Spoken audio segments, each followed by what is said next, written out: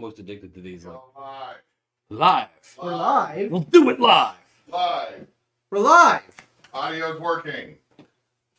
I wasn't ready. It wasn't ready. It wasn't Audio ready. It's working. Let's not play too loud on the table. I saw that spike back in there. We're sitting here just chatting about, and he just goes, "We're live." Live, apparently. Yeah. Yo, had warning. I've been doing audio tests for 15 minutes. Yeah, but we thought we were still on the audio test, so I was just sitting there mucking about on my It's phone. been Hello, everybody. Welcome been to the next 15 brouhaha. Hey. How you Anyway, doing? it's brouhaha. It's December. We're Yep. brewing. It is. It is. And if you look, I think it's to this side on the setup, we actually have the brew cam that is over both of our kettles. Oh, yeah. We are down a member tonight because Grave got he got the swirlies. The runs. It was pukies, I guess. Oh. Swirlies is on both ends. Okay. Anyway, he's not here, and we just gave all his business. He's being gross. Yeah, I know. He's So, gross. before we continue on or get started with this, we are still doing Extra Life through the end of the month. So through December 31st, if you would like to donate to us, there's a QR code, I think, down this way.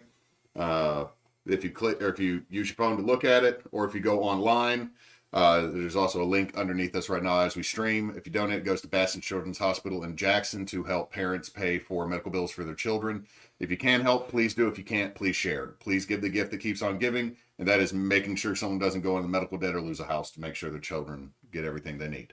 Okay. We are currently at 640 out of our 1,500 goal, which means we have paid for an anesthesiologist.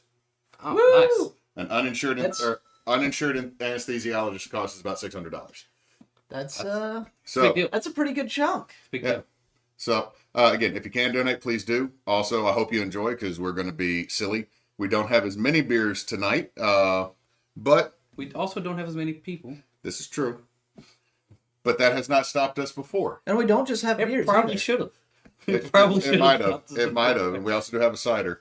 So, what we're going to do is let's go ahead and kick the boil off over there on the. I got no water in them. Well, that one's got water in it. The blue one does. I poured water. Wow. So we need to put apple juice, right? So are we starting with cider? We're doing them at the same time. You're doing it at the same time. If you want to grab and open up the other one. All So, right. cool thing. We learned while we were getting this stuff going. While we're getting ready. Because, the question came up, what's the actual difference between apple juice and apple cider? Because both of these are just 100%. One's 100% apple juice, one's 100% apple cider. Nothing in there. No additives. And it's pasteurization. So the, Mostly. yeah, mostly. There's a few filtration steps and whatnot in there, but for the most part, it is pasteurization. The apple juices tends to be sweeter, more refined, and crisp taste, whereas the actual apple cider, which is just the crushed apples, are a lot more earthy, and the texture is very different. Is cider going too? Yeah, I've got them both going. We just got to get them to a We boil. got both juice going. Do Yes. Cider going too? No. That's what I'm asking. That's for us if we want to have fun after all of our beers. Okay. We get the So, What's that? first thing we're going to do, because we're going to be boiling that apple juice to try to turn it into cider, is we're going to add mulling spices yeah. Ooh. that come from also the Spice and Tea Exchange. Yes. If you're in the local area, I highly suggest going by the Spice and Tea Exchange. It is a fantastic little place.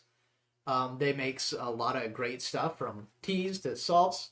Two awesome smells. If you're just walking by and don't have any money, you can walk in and smell everything. It's amazing. Yeah, Yeah. just open up the paprikas. Yeah. They've got They've got spices. they've got steak rubs. They've got just plain spices, but then they have their own mixtures for everything. They're also expanding out to they've got some dips in there too. They've got their own guacamole kind of spice pack now. And there's a tea bar in the back. Yes. By the way, we're not sponsored. We just love the place. It's great. That's pretty cool. We should probably be sponsored. We're talking way too much good stuff about it. Well, let's work on if you tie a knot. So that's going into the cider. So we're just trying our hand at a standard, typical cider. Nothing really special about it. First time, well, I've done one. I don't know a whole lot about ciders in general, other than what we just told you. But for the meads, Salt it in. Yeah, just put it in. Yeah. We'll need to stir it every so often. yeah.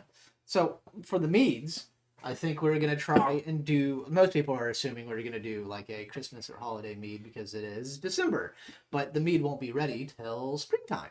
So we're gonna try and work on a springtime mead. Now, when you say springtime, the first thing that jumps to my head is, again, tea or, something that's light and crisp. Mm-hmm. And so we've been racking our brains. And my brain keeps going to something floral, like, what? I want to say elderflower. If we had elderflower, that'd actually be really good. Oh, But the only thing I said when you mentioned this is no lavender. However, I know in Lady Grey. There is some lavender. Yeah, but it's not overpowering. It's not like all of a sudden you're going to have a mouthful of soap. That too. So this is Lady Grey tea. Again, from the Tea Spice Exchange. We Let me show you. I don't know if y'all can see that. it's pretty coarse and pretty amazing. Yep. And we've fashioned a little makeshift giant tea ball out of some cheesecloth. We're gonna be throwing in there once it's ready to start steeping. Adding the Zest. zest. We're zesting an orange that we're gonna throw in there. Right, so we've done this before. We're kind of zipping through it. I'm also way back in the back, so I hope I'm still being picked up. But just getting a couple peels off this orange, especially if we're doing anything like Earl Grey, Lady Grey being added to it, a little bit more citrus during this stage is really going to help it pop. Mm-hmm. And that might be really the only thing we need to stick in there. And we also got an orange for somebody to eat here in a minute. Cool. Yeah, I'm down. So, guys, before we select a beer, let's select the yeast for both of them because I bought a big pack a while back and it's been in the fridge. So we got the premium red. We got the yellow, which is champagne. We got the Premier Cote de Blanc, which is a white. Yeah, come on, get out of it.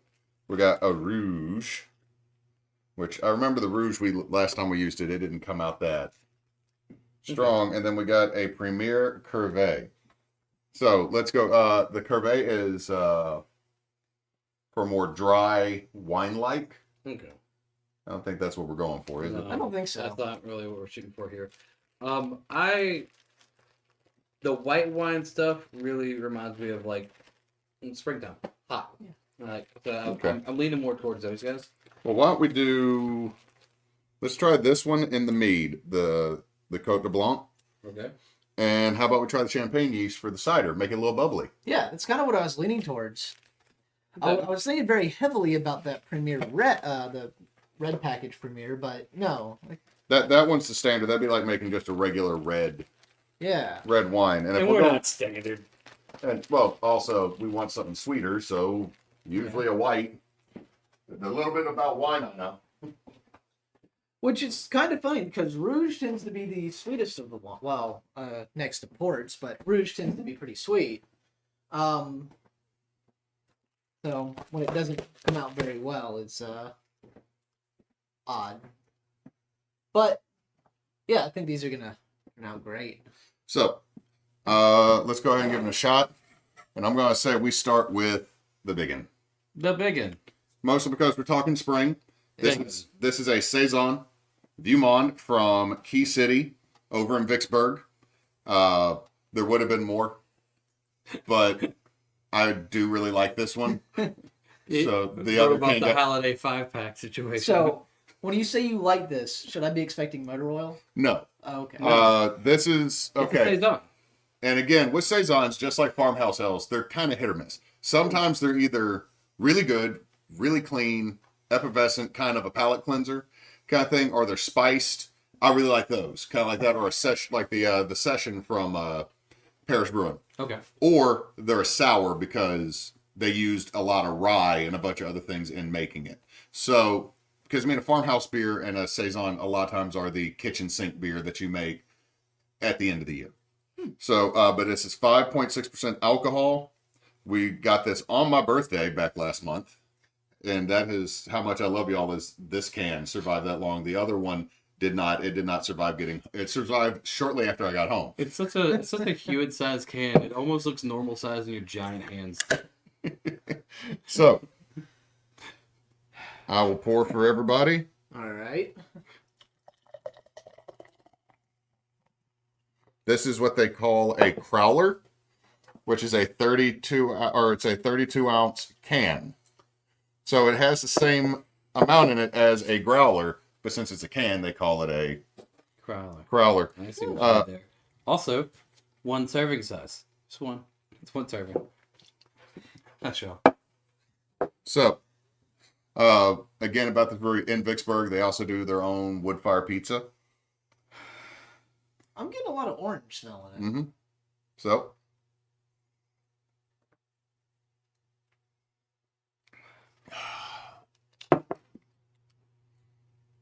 It's bitter. A lot of hops. well, that is usually happens with the session, but the only thing I will say is it's a little flat because it has sat for a month, but I really liked this one. They had another one that was basically like Burning Star when you translated it from French, but it was 12% alcohol. Nice. And that one burned the hair out your nose when you drank it. This one is just bitter all the way through. If you like that bitterness in your beers, this is a good one. See, I don't feel like there's a whole lot else going on. I am very much a black coffee type person. I let my tea steep until I decide it needs to come out. Not the 3 to 5 minutes that you're supposed to. My wife would yell at me and say, "It's only 3. It's only 3." It's when I feel like it comes out. And so the bitterness doesn't bother me at all. And if that's not something that bothers you, really smooth. Mm-hmm. Like, I enjoyed the mouthfeel too because there is a little bit of a bubble still to it. Yeah. But fresh out the tap, it is much better. But I still enjoy this one. And just saisons in general, that I've always had a lot of real bubbly, and that's a fun mouthfeel. The ones in the local breweries tend to be like really high percentage, which is why like with this one being like almost a 6, I was like that's a daily drinker situation. Now that I've let it sit for a minute, I'm getting a little bit of black pepper on the back end. Yeah, there's it's a kind little... of that throat feel is just black pepper. So the thing is right now, I would have brought the machine, which is their clone of Old Rasputin. The machine. It's a Russian Imperial Stout called the Machine. We're not trying to steal the thing from that guy. No, but they totally did. But right now it's the Pumpkin Machine because they haven't gone through all their pumpkin stout. Oh. Which I was not super down for because I know what this is. What? So, have you ever been to an Italian restaurant and they just give you that plain flour bread, and then they pour you like this olive oil with some spices in there? Mm-hmm. It is exactly like that. Yeah. Okay. That's fair. I see that. That's what this is. So you get that all the bitterness from like the olive oil that you don't usually consider, but it's brought out when you add in like certain aromatics and spices, and that's what I'm getting in this. I see that. I see that a lot because like. Also, again, we know that my taste for beer is the more bitter, the more better. Yeah. Your taste for beer is hilariously. When the guy, I was talking to a guy at a World Market, and I was trying to find some random beers to bring to something like this, and he's like, "I got the perfect one for you. It's disgusting. It's horrible. It's everyone's gonna hate it." And he brings out a single bottle of Old Rasputin. I was like, "Ha ha ha! You don't know my friends." No, I'll be honest. For the most part, I am the only one who actually really likes Old Rasputin, other than like I know Nick Offerman is a fan. I can enjoy it, but not that much. Like there's no 2 bottles. We're gonna slowly get through one, maybe. That is a whole lie. There's 2 bottles of Old Rasputin. I do remember we did have a Russian Imperial Stout. It was a blue label. I don't remember what it's called. That one had skunked. And here I am thinking, oh, that one tastes actually pretty good. And you're just like, oh, that one's skunked. And I'm just like, okay. That's funny because I don't remember it at all. So that's We had two. That's when I had been in Lafayette preparing for Moose and Claire's wedding. And I went to the fancy liquor store and spent like $40 on singles. Singles. Okay, so we've added the honey. Yep, and now we let it boil. No, now we add the tea. Oh, And we turn down the heat. wait. Oh, right. Because we're going to let it steep. We're putting in the Lady Grey. We're going to let it steep. Now, also, you wanted to add vanilla to this. Yes, I did. I am not responsible for anything with that vanilla bean because I ain't going to be the one to fuck it up. Because I would. Because it is very easy to fuck up vanilla. Why did they put that on there? Oh, that's because eventually you're going to make, you're going to go get the pepper kernels like you do with the Pizza Hut. You're going to put them in there with the vanilla. you have a timer? How much time? So, Let's go with 3 minutes for now, and then I just want to see where we're at after 3, and then we'll do another 3 because I know we didn't put a ton of. We put a lot of tea leaves in there, but it's also a gallon of water, so it's kind of a. I need to get you a knife. I need a knife and a cutting board. I mean, a sharp, pokey thing that might not be a knife at all. I don't know what the rules are here. Don't ban us. A kitchen implement that you would like to use, right? Yes. It can't So- hurt anyone. I think I'm only going to use about 1/8 of this bean. That's a good idea. Probably fine. And I'm not going to put, like, the bean itself, but I'm going to put, like, pull the actual vanilla, not the flesh, the fruit. Or I'm going to try to. I've not really handled vanilla beans, so... Spoon. It's fun. Spoon. Now, something I think would be fun the next time we make mead, because we still got the peach blueberry that's going in the bathroom. Mhm. And oh crap, we still got Topher's beer in there. Oh. Oh, Peach blueberry also sounds like a good springtime, like summer type thing. that one, because I want to strain that one and get that one clear if we can. What do you think? That Yeah. much? Yeah, I think so.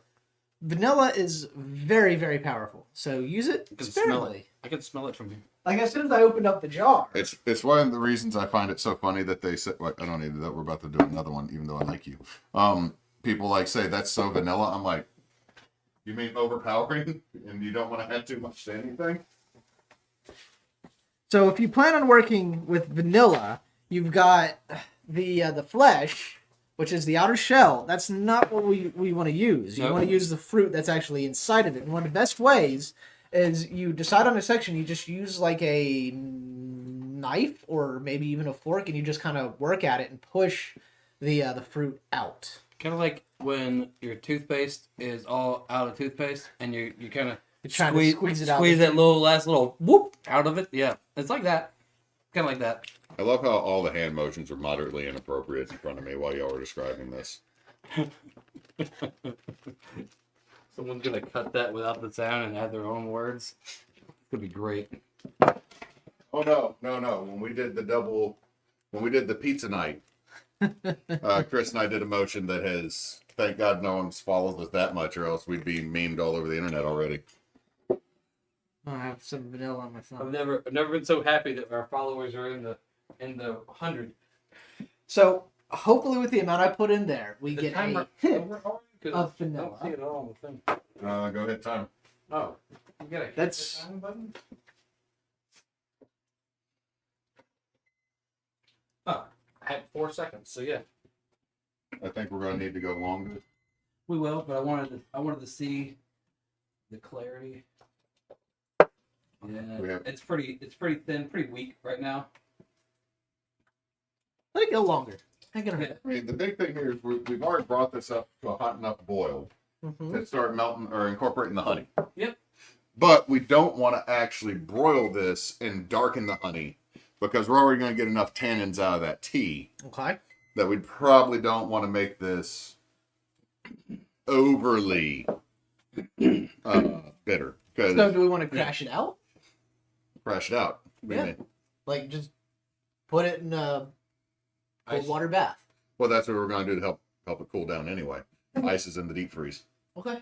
So, well, hold on. We'll get to that here in a minute. But what we're going to do is we're letting it do that because you want that heat. Because you could let it cold steep. We just put the vanilla in too. Yeah, so we're going to want that vanilla to mellow for a minute. Also, there's 5 pounds of honey in that. So I'm hoping that overpowers a little bit of the vanilla because vanilla can end up bitter. And the tea could end up bitter. So hopefully, Hopefully we don't make a bitter mead. no, at this point, I'm hoping we don't make diabetes like we did with the s'mores mead. We made Southern sweet tea. Okay. No, we got to get Ken to teach us how to make his sweet tea made. Now, what's the next one we try, boys? Fluffernutter. Fluffernutter? I didn't want to say it, but yes. I have not had this one. So oddly enough, had this at Thanksgiving. My sister-in-law brought it, and then she swore that I introduced it to her, and that's why she liked it. And I was like, I've never tried this before in my life. But this, if you don't know what a fluffernutter sandwich is, which is peanut butter and marshmallow between bread, that's what fluffernutter is. Butter cookies. This is beer made by Abita with the peanut butter marshmallow sandwich flavor. So before we even get into it or anything, I'm thinking. Oh, this it's is gonna stout. Taste a lot like the Sweet Baby Jesus that we had on not too long ago. Brewed with milk, sugar, vanilla, and peanut flavor, this sweet golden ale boasts creamy mouthfeel layered with flavorful toast, malt, and notes of marshmallow and peanut butter. Yeah. So 8% alcohol. yeah, if you like myself enjoy peanut butter flavor a lot in like milkshakes or whatever, this is really really good. I don't like that smell. Let's go. That's peanut butter. Cheers. Oh, Reese's Puff cereal. Yep. Maple syrup. Yep. Yeah. Okay, I'm getting a lot of the same notes. Remember when we got the breakfast Abita beer? Yes. It does have a lot of the same notes, but with peanut butter. Yeah. Like, this one's better than the breakfast one because the breakfast one was like, I kind of taste butter. Why the fuck did I just get punched with maple syrup? Yes. The breakfast one was missing the flavor of bacon, and it annoyed me. This one, it just reminds me of peanut butter, and if I was peanut butter beer. It's okay. This is not one that I would get regularly, but I'm glad we tried it tonight.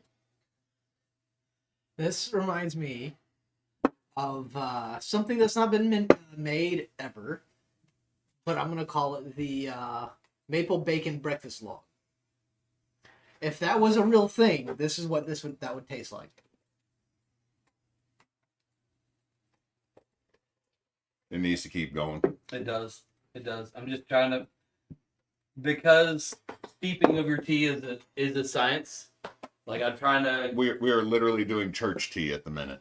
That's fine. If anybody at home doesn't know what I mean by that, it's I make tea like a normal person in a little pitcher that goes in my fridge. Churches will get like the whole 10-gallon pot and throw a whole box of community tea into it, and then the whole bag of Domino sugar. Yep. They gotta make a lot of tea for a lot of people. They do, and also you don't fuck up sweet tea in the South. Nope. Yes. I just realized I've doxed myself completely by wearing my work shirt. Carol's the name of the dog. It's nothing to do with the school at all. I already messed that up. His last name is School. Yeah, it's Carol Bulldog School. Don't question it. We already have. We all three were questioning that as we were saying it. Like, that shit didn't make sense as it was going on, but we wrote it out. We crashed. We learned, and we got up. So there's a Paris, Texas. There's also a Moscow, Texas. You can go to So- Paris and Moscow in one day. Yeah. Road trip. Also, there's Athens. Man, you There's hit a all, few others in there too. hit all the Sorry. places. Was it Dallas? No reason to go to fucking Texas right now. None whatsoever. Well, it's not hot. There's one reason. No, I kind of want to set the state on fire so I'd be able to heat it, but I'm not going to get onto that on stream. Then it'd be I'll be honest, I don't like this. It's okay. It's not. Again, I got a feeling this is going to end up in the back of my fridge, along with like the one surviving pickle beer, the last simpler times, and at least one bottle of Corona. One day, like a year or two from now, there'll be another guy who wants to be in on the group, and we're like, no, you can't be in the crew until you drink this one, this one, this one, and this one on stream. Alternatively, No, we might get to that point down the road and just do a regret stream. We will have one day where we just drink what was left in the back of Hewitt's fridge. Ah, gross. It can't be soon. We can't be too soon. We already did that once. Not on stream, but we did that already. Oh no. That's when we drank. That should have been on stream. That's when we drank the Merlot that Knox made and 7-year-old Mead that had made 2 moves. Yes. Just throw it out there. How long does beer last? We're gonna need to do this before March. Okay. Just that's all I wanted to point out. That's it. Like, if it wasn't for the fact that he stole Barney and Purple Haze from the Abita Wing Challenge night, those would all be still sitting in the back of my fridge too, because I cannot stand Purple Haze, and Barney has Purple Haze in it, and I'm also not a huge Andy Gator fan. So, they have modified it and they have moved the way or changed the way they make it. But the very first time I got it was their first batch out. And I got one that was bad. Like, there was no denying that Andy Gator was absolutely freaking garbage. So I feel like Andy Gator has a disposition to skunk very easily. It does. It's already halfway there with the amount of hops that they use. Yeah. So, also my problem is, even though it's a double Hells or a Hellsbach, it doesn't taste so much like a Hellsbach. It tastes a lot more like an IPA. And I've learned there are IPAs I do, honest to God, like. Be the last 3 minutes, in my opinion. I'm gonna say give it 5. Oh gosh, that was open. You spooged it. Spooged. Don't spooge on stream. That's why it's spooged. Oh, before we go, while we're still in this go, fellas. Got him on face. Don't spooge in Jed's face on stream. Too late. So, because of the last wing challenge, Yeah. I've learned there are hot sauces I actually do like. Yeah. So, and Colin and I've talked about this. Is the next time we do it, we don't go for heat. We go for odd flavors. So I'm already stocking up. So these are 2 of the ones I bought. I need to get another one that is a Szechuan shiitake one. Emily and I had that one. It did not survive a week because we made wings with it like 2 nights in a row. Peruvian everything sauce. I would also like to get Yellowbird back on there, because that one was Good. it was hot. Also, It had a kick, but it was good. also, if y'all Thoroughly look good. in my spice cabinet currently, So many little sauces. they're all $1 at Walmart. Huh. Like the big Walmart or little Walmart? Of both. You can get different ones at different places. They got the jalapeno ketchup. That's also, I went and bought. They have a Thai sweet chili one that's really good. I'm gone and actually bought the full size bottle of it, and that's in my fridge now. So, yeah, I've been ruined to what I used to eat, and I've been introduced. There are hot sauces that don't taste like vinegar. Yeah, I learned that lesson a long time ago. Also, fuck Mad Dog on every level. That one hurt all of the us. Sauce, fuck the beer, fuck the dogs. If they're mad, fuck them. But here's the deal. That hot sauce was so... I puked. If you go look on YouTube right now, the video's up. I blurred myself out. Like, I mostly leaned off camera. I rewatched it. It was great. And I got the headset off and I leaned off where you couldn't see me. But I made sure there's a little image over it that says Hewitt done threw up. I feel bad for Brave because he swallowed it. I did too. That's the thing. Like, I didn't know you were spitting it out until I'd already swallowed it. I turned and you and the guy beside you were spitting it out. I was like, you could do that? That was so... This is as bad as at first I'm like... And like Nope. I had a sinus infection all week, right? And Oh. someone told me about the whole like it creating mucus that sits on your that on your soft palate or whatever, and the capsaicin makes the mucus and yada yada. That just hung out on my soft palate and just stood there. And so like everyone thought I was puking. I was hacking up loogies the size of my head into a toilet. Might as well have been puking. The next day, I hadn't told anybody else this. The next day, I woke up, sinus infection again. I'm blowing my nose, and I thought I had a nosebleed. And then I remembered the color of that sauce was so blood red. It came out of my nose the next day. It's Go clip that. the worst. Okay. Gotta say this. Worst tasting Oh yeah, was the Tabasco Scorpion. that did taste bad. Like, that one, okay. Like, I did. Mind you, Tabasco is a very vinegar forward hot sauce, and I you did- don't like that. I didn't. Well, no, it's not even that. I didn't even get the vinegar flavor. I just got dirt. I got very angry, hot dirt in my mouth. Angry hot dirt. Just all of the Arizona desert was in there. The Arizona desert's in my mouth. I would make a Shapiro joke at this point, but I feel that's inappropriate. Ooh, it's all frothy. Look at this. Okay, actually, do we got foam? Do we got foam? lots of foam. All right. Hold on. Let me get a ball. We need to get the foam off So because that will. going back to the hot sauces, You I want probably to said it on the keep other the foam? screen. No. That right there Screen. is. You do not want this in the mead. What is it? Okay, what has happened is we have broken some proteins out of the honey. Woo! Sexy. Because of so let me turn this heat off. I thought they were both already off. No, this one's still rolling a little bit. Well, do we want to go ahead and turn it off, or is it not Well, ready? yeah, we can, but we'll let them cool down and hang out and drink. I didn't like any of the Tabasco hot sauces. Okay, They're the first Tabasco wasn't bad. Let me just get this tea. It was awful. You're right. It wasn't bad. It was awful. No, it was not anywhere on that level. The Thor's Hammer was the second least tasty to me, Yeah. but that's also because Thor's Hammer just brought hate very quickly. Okay. It's like if you piss off Thor. Not a whole lot else. No, that bit we're not gonna be able to get unless we get a skid. But basically, here, take the hate spooge marshmallow away. That's That's science. curds term. and whay. Do you wanna drink the hate spooge? No. That sounds like the worst part of a movie I would never watch. That's the.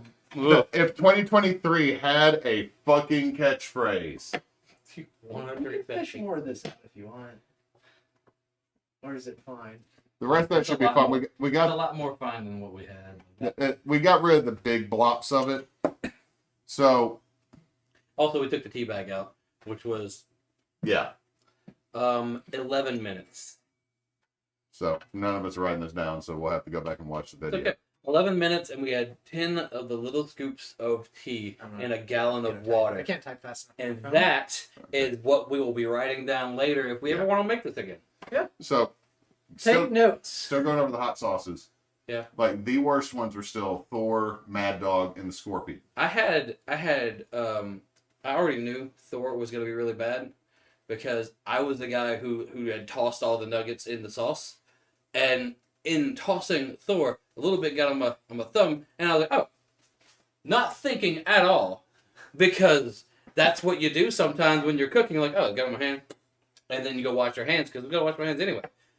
And I was like, oh, mistake. I was like, I just licked it, and I was like, I shouldn't have known that. And so I knew going up to it, like, this is gonna be a really bad one. It doesn't taste good, and it's gonna hurt. Now the Buffalo one wasn't as sweet as I thought it was. Going for our mid-tier ones like the Buffalo Scorpion or And the Buffalo. habanero gauntlet. It was right after the habanero gauntlet because it was the first Scorpion. Because it was Scorpion and Ghost with blueberries. And scoot this way so you're still in camera. But any case, it's that one I had a lot more expectations for. Mm-hmm. But on that note, sitting in my Amazon wish list for when we do the funky flavors one, Mm-hmm. I do have their roasted garlic and shishito pepper hot sauce from that same company that I've heard good things for. Also, I found a horseradish and either it's horseradish and ghost pepper or it's horseradish Get the and habanero. I get the feeling it's gonna be a lot of like horseradish and mushrooms in this weird flavor one. Well, that's Horseradish, mushrooms, hops, like Not gonna lie, this one I would buy simply because the art on the side. Like I've bought beers because of the side art. that's fair. This one has what looks like the headless horseman riding on a horse that's breathing fire. It's pretty badass. I've Yeah. actually bought wines because of the bottle art. We all bought wine because We of have the bottle all art. bought. No liquor. one knew what wine they were getting. They're just like, "Ooh, this one's pretty looking. $5." This one has a criminal on the side of it. This one's got a crazy looking Asian lion going bonkers. My Yeah. girlfriend always likes And it's being great. barefoot outside. She must like barefoot. Sounds like a great one. Who'd have known? It's. I won't lie. That's how I bought Kraken the first time. To be fair, The Kraken's good. Kraken is good, but the bottle was like it sold me. It's so cool. That's such a cool bottle. Now I will say this: a overrated liquor that's in a cool bottle is Saint, but it's the one that looks like it's in the Holy Hand Grenade. Saint Yeah, Germain? Holy Hand Grenade of Antioch. Yeah. No, Saint Germain is good. It's in a funky bottle. That's good to cook with, and that's like a walnut liqueur. That is a fantastic thing to cook with. It's a walnut liqueur. That one's fun, but you know the one I'm talking about. I do know. It's always next to Grand Mariner. It's like the little ball. It looks like a Chrismon ornament or the Holy Hand Grenade of Antioch from Monty Python, Mm-hmm. and it's a different liqueur that is way too expensive for what it is. Yep. It's actually consistent with most reviews of it. That if held side by side with much cheaper versions of whiskey or liqueur, you're not gonna know that this is the very expensive one. To be fair, the higher you get, it's like diminishing return. So Johnny you get to Walker. a point where like a $300, $600 bottle of Scotch whiskey or whatever have you, Yeah. tastes almost exactly like a $80, $90 bottle. And to be completely honest, I've had a bunch of different versions, a bunch of different bottles of Scotch or types of Scotch, and to this day, my favorite one is $70 bottle. Yeah. Down I've learned that my favorite Scotch is Lagavulin. I was about to guess Ardbeg. No, Ardbeg's close. Ardbeg is meaner, which means I do enjoy that. But Lagavulin, like I hang out with the one you got me. Yeah. I hang out with that hard to pronounce one. What, Little Beastie? No. The Ardbeg. I've had that a couple times since you got it for me for my birthday. On a I need some. All right, that hurt. The rest of the day doesn't hurt as much now. I'm good with you, and it's like fuck you, lot. I'm like fuck you too, and we go on about our days. Yeah. Lagavulin, there's a whole conversation. So like You sit and you enjoy it. on the range of from like buttery to peaty, where's it at? I'm a peat monster. I want to drink Scotch that lets me know I've been in a chimney all day. Yeah, and that's fine, I guess. The one I was talking about, Downward, it's butter all the way other side, buttery. It's the very first Scotch I ever had, and it was I was at a restaurant that was movie themed, and on the drink list they had the Ron Burgundy, and the Ron Burgundy description, glass of Scotch, and I was like, done. I'm gonna have the Ron Burgundy, and the guy's like, what Scotch do you want? I was like, I don't know, and so the waiter says, I'm gonna go find a bottle that looks like Ron Burgundy would drink it, and Dalmore has a giant silver stag on the front of it, and I was like, that Sex Panther. yeah, it's 2 steps away from Sex 70% Panther. of the time, Yeah, it works pretty every good. time. And it's really good. It's very buttery. It's very smooth, and which is like I immediately loved it. I'm like I love that, and which is so weird because I love the dark bitter beers, Scotch. I'm not a huge fan of the peatiness. I like the smoky flavor. I'm the one over here that if you were to hand me drinkable turpentine, Yeah, that falls into my category of how rough I like some of my alcohols. So for those of you that tuned in for Extra Life, we did our toast. I actually handed him a glass of Compass Box Peat Monster, which is why you liked it so much. Yeah, it's solid. Um, I'll say another whiskey. but- I was going to say another whiskey I really like, and I didn't realize how good it was until I got it. Mhm. Was I actually like Tully Madu. Now, I have really enjoyed a very peaty Scotch while smoking a cigar. That mixture, sublime. Like, cause you're like it mellows out the bitterness that you might hit from a bad cigar or a bad draw on a cigar. Like, it just kind of works. It works. So I will say, if you're interested in scotches, but you haven't found a favorite, and you're kind of wanting to try stuff, it's a bit more pricey, but I highly suggest Compass Box. They have all kinds of different blends, from Spice Tree to Orchard House to Peat Monster. Those are just the 3 that I found. They've got a whole smorgasbord of stuff, and you can Smorgasbord. and you can just go, We're adult. this looks interesting, let me get this, and then you'll kind of develop what you like from there, and they're all good. So even if it's not your favorite, you're gonna drink the whole bottle, and then you'll kind of go from there and kind of find what you like based on that. Compass Box? Compass Box. It's they're a subscription thing? no. It's just kind It's of the brand is Compass they're upper mid price range for Okay. scotches. Okay. But they're very good. Another thing that I think a lot of people sleep on is Shackleton. Shackleton is okay. I thoroughly enjoy Shackleton. It's got that salty, the sea salt. If that I you're like. if you're on budget constraint, but you want to get into Scotch, Monkey Shoulder was a good. It's a good. Not bad. It's a good mid. It's a good middle of the road, easy one. It's also cheap on the range of Scotch areas. Like Also, a bottle of like $30 or It's so. all right. gonna throw this out there. Much more of a whiskey drinker than a Yeah. Scotch drinker. Much more of a beer drinker than a liquor drinker, and we still have 2. Fair. Well, we're letting our stuff cool down. That's gonna take a while. So I'm gonna say Yeah, we're going on to ciders. Let me get some glass. So, with the ciders, we've got kind of what you expect. Angry Orchard, typical. There's also a few other brands. Reds comes to mind. Regin's pretty solid. I personally like Angry Orchard because it's got a bit more of that crisp, carbonated mouthfeel, whereas Reds is more mellow. I have one issue with Angry Orchard. Yeah. Stop making elderflower. Elderflower was delicious. They've got a lot of other delicious ones, but yeah, elderflower was fantastic. The Cranky Dry Tree is also pretty solid. Yeah. I like Angry Orchard because it has the different flavors, just much like there's different flavor apples. With Reds, I didn't get as many different flavors. It's more of a red. Also, they advertise themselves as a beer more than a cider. Now, fun fact with American history.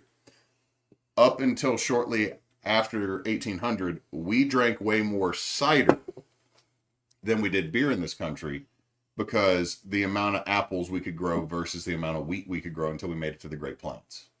And then also the definition of cider in the United States changed with Prohibition.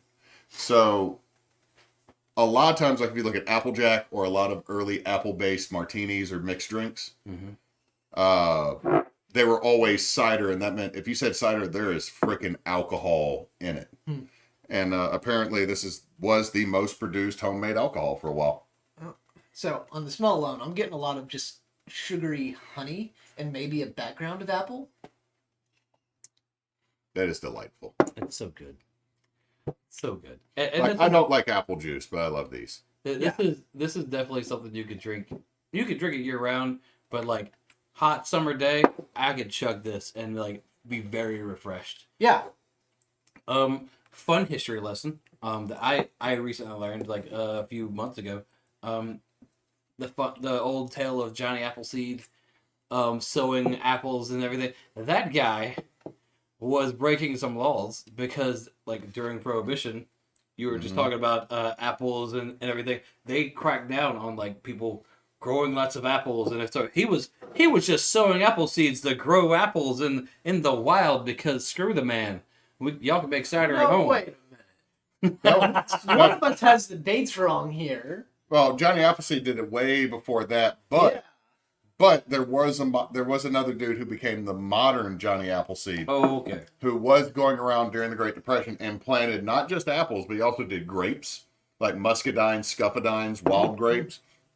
He did the same thing with pear trees, because here's the thing with the crackdown on prohibition, is you could still produce alcohol in your home. Was illegal, but no one's coming and checking for the carboy in the bathroom cabinet.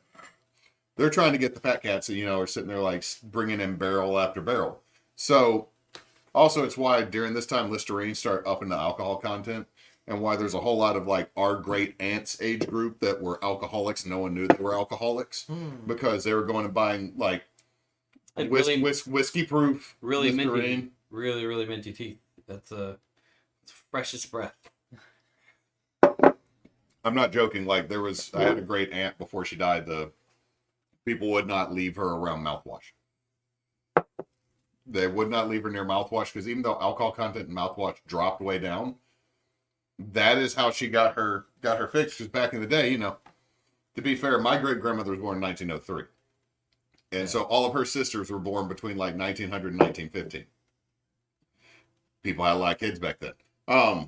So back then, they're like the FDA was new, didn't know 100% what it was doing. They're new. They're like, we're focusing on Bayer and aspirin producing heroin and They're fresh out of the train. and cocaine. But it's like Listerine going, who wants 110 proof alcohol mouthwash? Shot. Stop the gingivitis. That gingivitis never knew what hit it. It never stood a chance. Chauncey never got gingivitis. She had Listerine. Also, she couldn't drive home. Gingivitis could have definitely had cirrhosis, but not gingivitis. Oh, look, dude, you Am I start. gonna get you another one? You keep touching your mug. You're kind of sad it's empty. No, I'm fine. I'm- We're look It's so refreshing. at It the is. moment. I'm At the enjoying moment we're still going through our tasting, and after this we go to just regular enjoyment and hanging out and finishing up while we let everything cool, shoot Yeah. the shit. But I'm just doing this because also I'm fidgety right now because like I'd never know what to do with my hands. No, this is just so nice. And It's also it reminds me a lot of college because there was a lot of before any of us really branched into more expensive craft beers or more I dove headlong into that.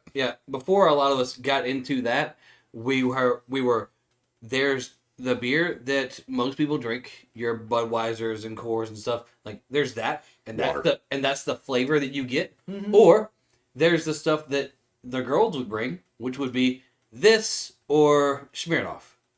Smirnoff is so garbage. And so like yeah, when someone would bring one of these and you try it and you're like, oh man, this is amazing, and all of a sudden we just started bringing these. We brought these to parties all the time. Like this was the more common alcoholic bottled beverage at bonfires that I would go to. Now when we gussied up drinks last year or earlier this year, whenever we did it, Yeah. I've seen a lot of gussied up Angry can see Orchards. And it's usually you heat it up a little bit and you throw like a cinnamon stick or you throw some spices in it and you turn it into a punch. You go and like here's the thing I love. I could see We that. all say Sounds punch. And everybody says, oh, you have punch at a party. Kids have punch. I'm like, never fucking give kids punch. Go look at what for like up until again Prohibition, what punch was in this country. Punch could be set on fire. George Washington at his inauguration and at his exit party from the presidency, it's like, okay, we got this many bottles of wine, this many barrels of beer. We have this many gallons of punch. What was in the punch? Yes. And so all I can see is George Washington exiting the White House after getting a hold of the trash can punch outside of a fraternity, because we've all had that at least once. It always tasted like lemonade. so It was always like 30%. It was at least 30% Tampico. It was like always like the weird green color, and it tasted like lemon and lime, and you're like, because that's what they poured into. That's the Gatorade they poured into, and like make it a flavor. It was always Tampico, Sprite, and then like 3 different handles that were in plastic bottles from You a don't liquor ask. store. You don't ask what's in there. If you weren't there to make it, you don't ask. You just drink it and enjoy it. It tastes like lemonade. That's always going to be my favorite part of history, American history at least, is the week-long benders that president-elects would go on right after they were elected. We need It's that just again. Them and like 10 of their friends going through multiple large 50-gallon. Let me just Like, let me I throw want this it. up. Let me I throw. want No, that no, again. hold on. Right now, with the way our country is, there is one side I trust shit-faced, and there's another side I do not trust shit-faced. There's. Let's Let's be honest. Which one is which? No. Because we don't no. talk politics. No, I want to see them both. At least I want mine. to see them both shit-faced, and I just want to let them go. Because, let's be honest, it'd be a great show both ways. It would be entertaining. C-SPAN Both- would explode in viewership. Both sides of it would be Look, amazing. this is how you. I don't This care is how who you wins. end up. This is how you end up with something on fire. And there are many things in DC I don't want on fire. Most of them are museums.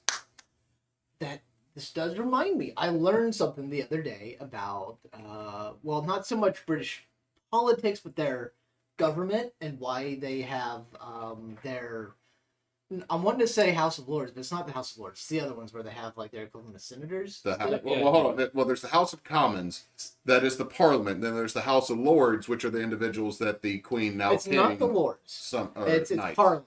Yeah, it must have been the Commons. And so the House way the Commons. room is designed is actually referred to as both sides of both political parties are set 2 sword lengths apart.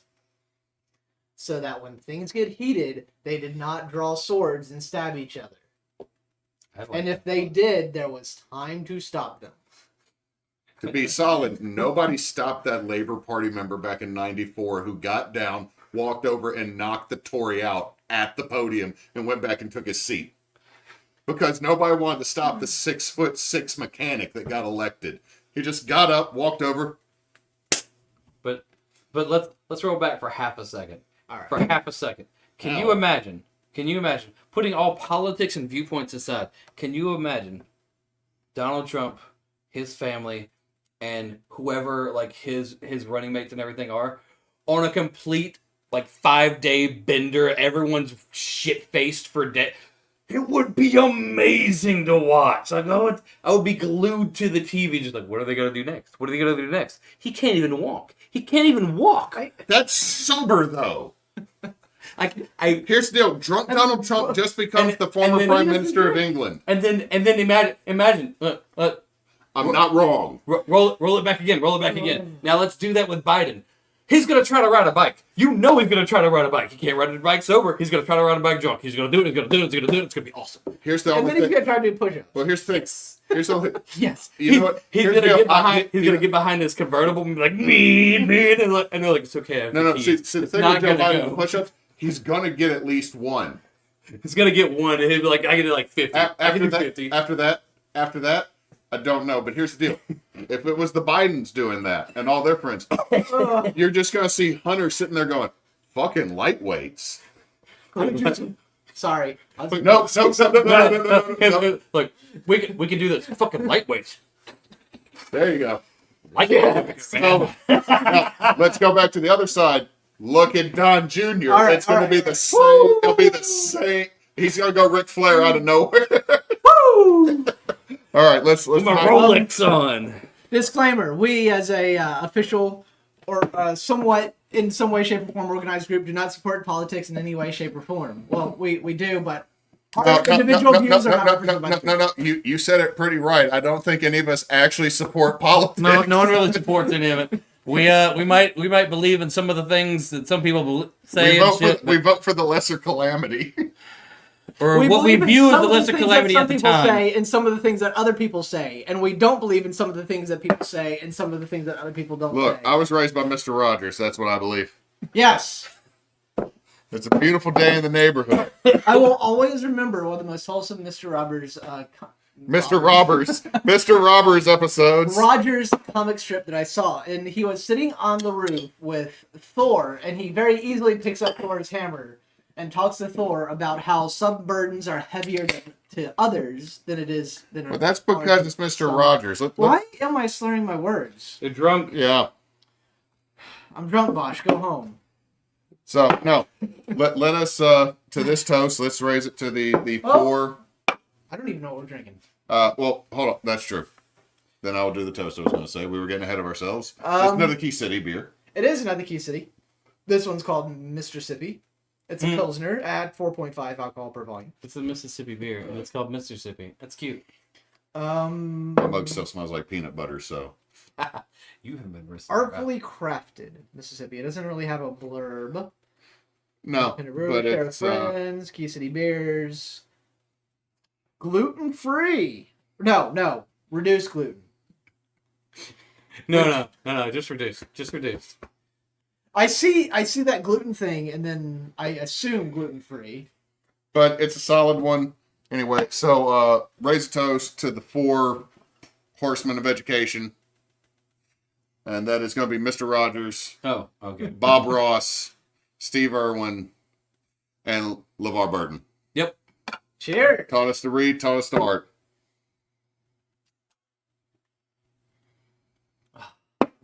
It's not thinking to write home about, but if a Pilsner was that way to begin with, you didn't do a Pilsner right. This is a pretty decent mow the lawn beer. Yes. I agree with that completely.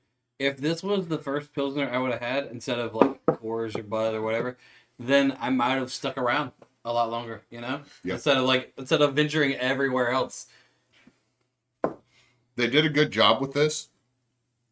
I won't lie. Until I busted this out after doing yard work one day after my birthday, I was gonna leave the whole 6-pack for it's just to taste blind. But I was very happy I didn't do that because that hit the spot. Yeah. It's 4.5%, like a regular old Pilsner alcohol percentage. Like So- nothing. All right. So it's not crisp. Mm-mm. It's very mellow and rounded all the way through. And for those of you who have tuned into our other ones, this is going to sound awful, but I mean this in the best possible way. Because last time I said it, it was for a awful beer that's called Simpler Times. I'm picking up lawnmower clippings, but in a good way, like that fresh cut grass. I where you still get, like, don't know how you got grass clippings in Simpler Times because all I like, unless each can was more fucked up than the last, I just got slapped the 100% malt extract while I was drinking. Like, hey, do you want to drink a slightly alcoholic wheat flavored soda? That's what I got from with that one. They had to have been like, we need to add flavor to this, and somebody just should throw grass in it. Whereas this one, I'm getting that, like, you know, when you cut the grass, and it's like you get that all the grass. Clippings. No, not the clippings. The Mulch. Yeah, I guess the mulch, and there's like a certain wetness to it, and it's in the air, and you smell it, and you can kind of taste it a bit. Yep. That's what I'm getting here. Okay. This is coming from two individuals that wait too long to mow their lawns Yeah. Shut up. and actually bag. I don't bag. I don't bag We're in like the middle of winter, and you mowed your lawn yesterday. because I have to put inflatables up tomorrow, and I'm not Okay, the dad thing. I'm not mowing around inflatables. That's fair. Why are you putting inflatables up tomorrow? It's For December 16th. Yeah, I haven't put them up yet because I literally couldn't go mow because I've either had. To quote my wife, it's December 16th. If you haven't decorated outside, don't decorate outside. Gonna do it because the oldest one wants the inflatables, but literally since December 1st, I have not had a day to get out there and put them up and mow because either rain or There's that 2 kid syndrome right there. You just run out of time for stuff. Yes. And like you're all like, it's okay, I can do this Saturday. And then all of a sudden it's Sunday. I'm like, dang it. Saturday you're doing crap with kids that you didn't think you were doing. Maybe next Saturday. No. No. Dang it. You don't get Saturdays when you have kids. You don't. I have 3. I don't have kids, and I know this. I have 3 kids. And so the concept Em and I when he says this idea of like mow their lawns too late or not often enough, you're lucky I freaking mowed it at all. I don't live in an HOA. I'm outside the parish, man. I can do what I want. Just buy some goats. I can buy goats. I could buy goats. Technically, we could too. Yeah. Anyway, what I'm going to say is that this beer, like I said, it's nothing to write home about. And to me, Totally just got the grass. if, There it is. I told you it's there. it's nothing to write home about. But if you write home about a Pilsner, something is wrong with the Pilsner, because what a Pilsner is supposed to be is a workhorse. It's not the star. It's never going to have the most flavor. It's not going to stand. A good Pilsner is like a good vodka. It should not stand out when the flavor hits your mouth. Yeah, I agree with that completely. And I think the grass thing you were talking about is something I would never have gotten if you wouldn't have brought it up. It's one of those, if you think about it and then you drink it and you're like, oh, there it is. There it is. That almost lemon thing, just like there. Now, the other thing I'm going to say about this flavor-wise, and I mean this in the best way possible, this just tastes like beer. Yeah, tastes like beer. Here's a bar. Here's a bar. I forgot to do. I did a bad. I didn't have Twitch open to watch chat. We probably don't have no chat. Well, there was that one time we got a few If you're people chatting with tuning us, in and, I you know, apologize. talk with For us. our Computer inability is to talk 15 back. feet that way, and we can't see it. We've had Imagine some fantastic people show up in that chat. Yeah. I am truly interested in your conversation, and I think you're a wonderful person. Unless you're saying bad things about me, and in that case, fuck you. I'll fight. I just appreciate people These tuning in. hands, they rated E for everyone, man. These hands, they're These made hands? for walking. That's just what they'll do.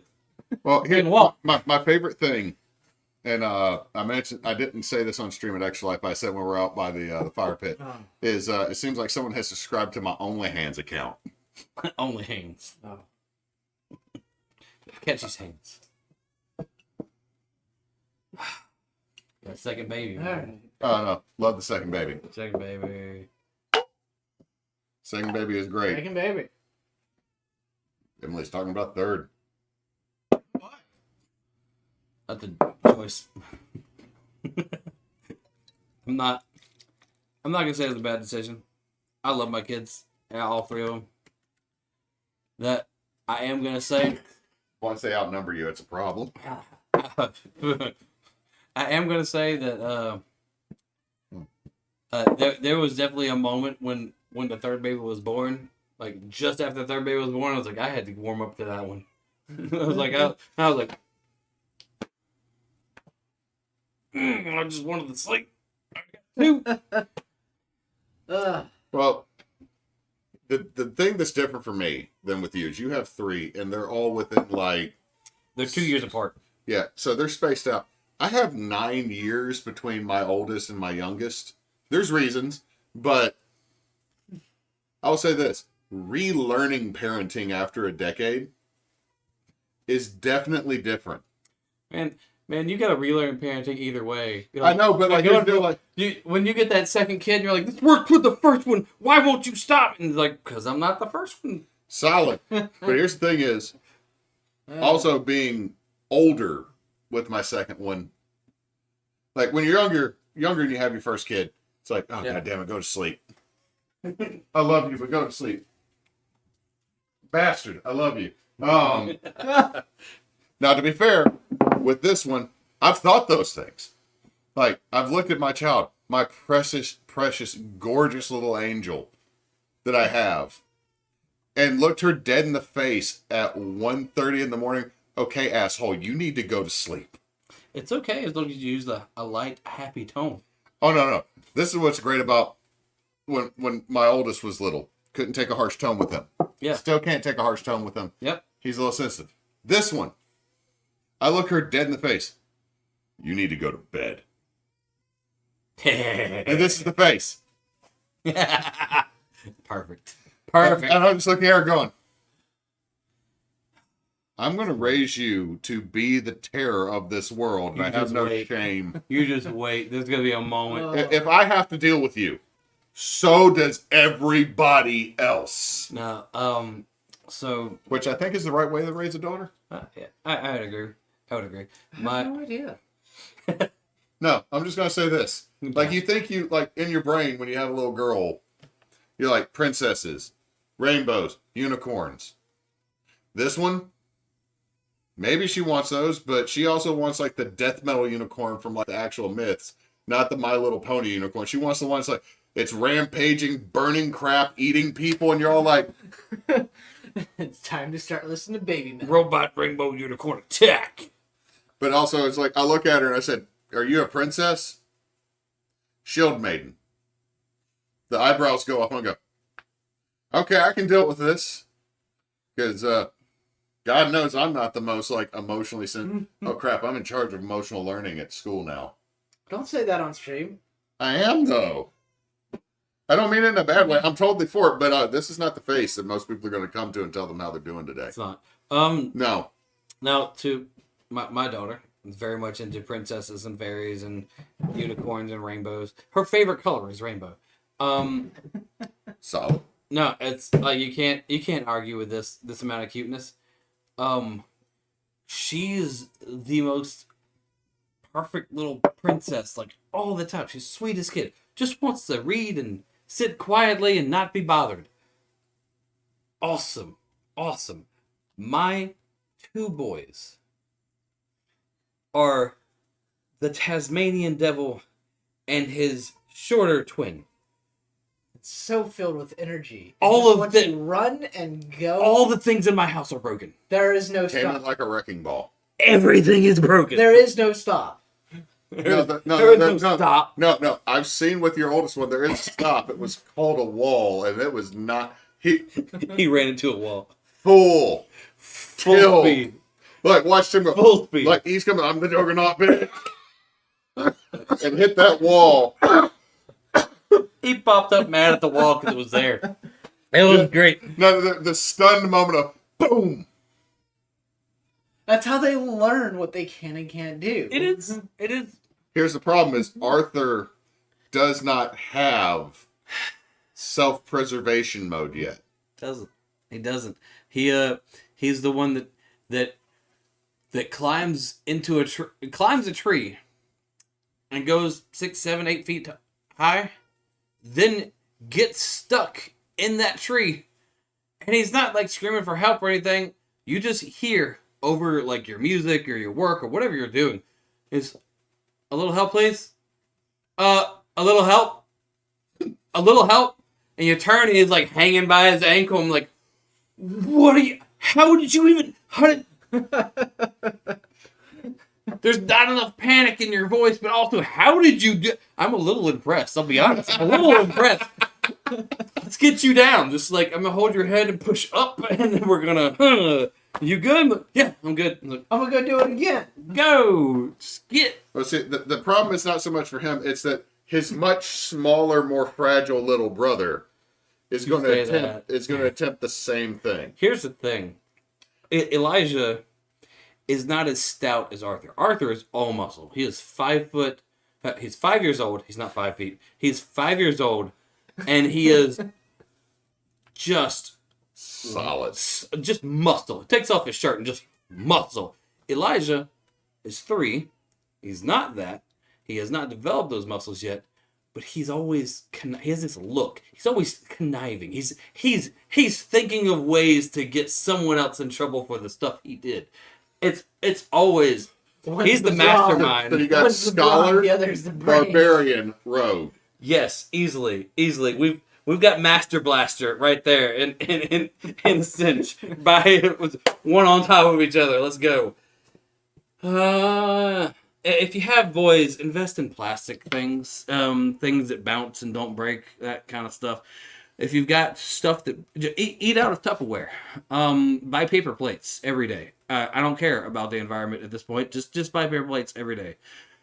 It's just easier. Yeah, I'm not gonna lie, it's the same thing with my 9-year-old. That's it.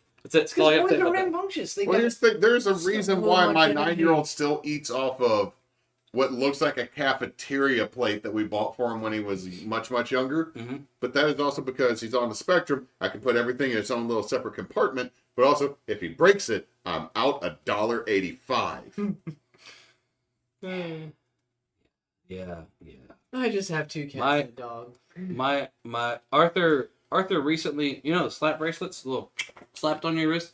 They're a thing. Kids love them now. They're still a thing? They came back and the kids love them. Oh, They no. came back Arthur- in the way they came Do back. they use them in the same way that we did? I don't know how you use them, but I'm gonna tell you what Arthur has done.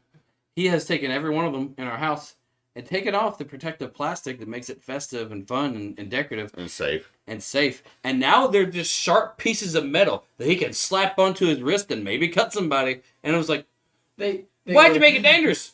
He made it a weapon. He has a ninja weapon. He's like, hold on a They were second. never God, dangerous. now I got my sword. They were never safe. We used them in the same way back in the day. It was a pain thing. It's like, how hard could you hit someone, and how much could they tolerate? Oh my God, when we were kids, we were slightly terrible. Yes. Slightly. Well, okay, let me say this. I love my child. Every child is slightly terrible. A little bit. Yeah. Because they are 100% pure, uninhibited, whatever they're doing. Yes. Sure. Well, they're trying to learn the pecking order. Okay. They're trying to learn where their space in the whole universe is, and Mm. as adults, we can sit there and go, "That's a bear. I don't think I can take that in a fist fight." As a kid, they can go, "I could take that." You know Unless what? it's a black bear. Because it's black. You just No. you bow That up being to a black said, bear. I could take a mountain lion in a fist fight. Okay, Kyle just said something. So They Emily, don't have fists. Exactly. Yeah, So. I mean, it might take his fist though, and then it has one, and so they're on even playing Once it field. takes your fist, then all that. Then you both have a fist. I can beat it with my nubs. So anyway, so Emily found a TikTok of, and this is why like I realize like there's days I go, man, I'm still kind of acting like I'm in my 20s, Yeah. and then I see what 20-year-olds act like now, and I go, No. no, No. y'all are babies. I'm pretty sure this is why every like 40-year-old stared at me like dumbass. Anyway, Yeah. but so it was this thing like there was a TikTok and all these like kids in their 20s was ask your significant other what apex predator they could take in a fight. So when Emily asked me this, I went, I could take a house cat. And Yeah. when 100%. she goes, house cats aren't apex predator. House cats are the #1 murderer on the planet. That's true fact. Like, house cats have the highest kill ratio to hunt out of any predator on the planet.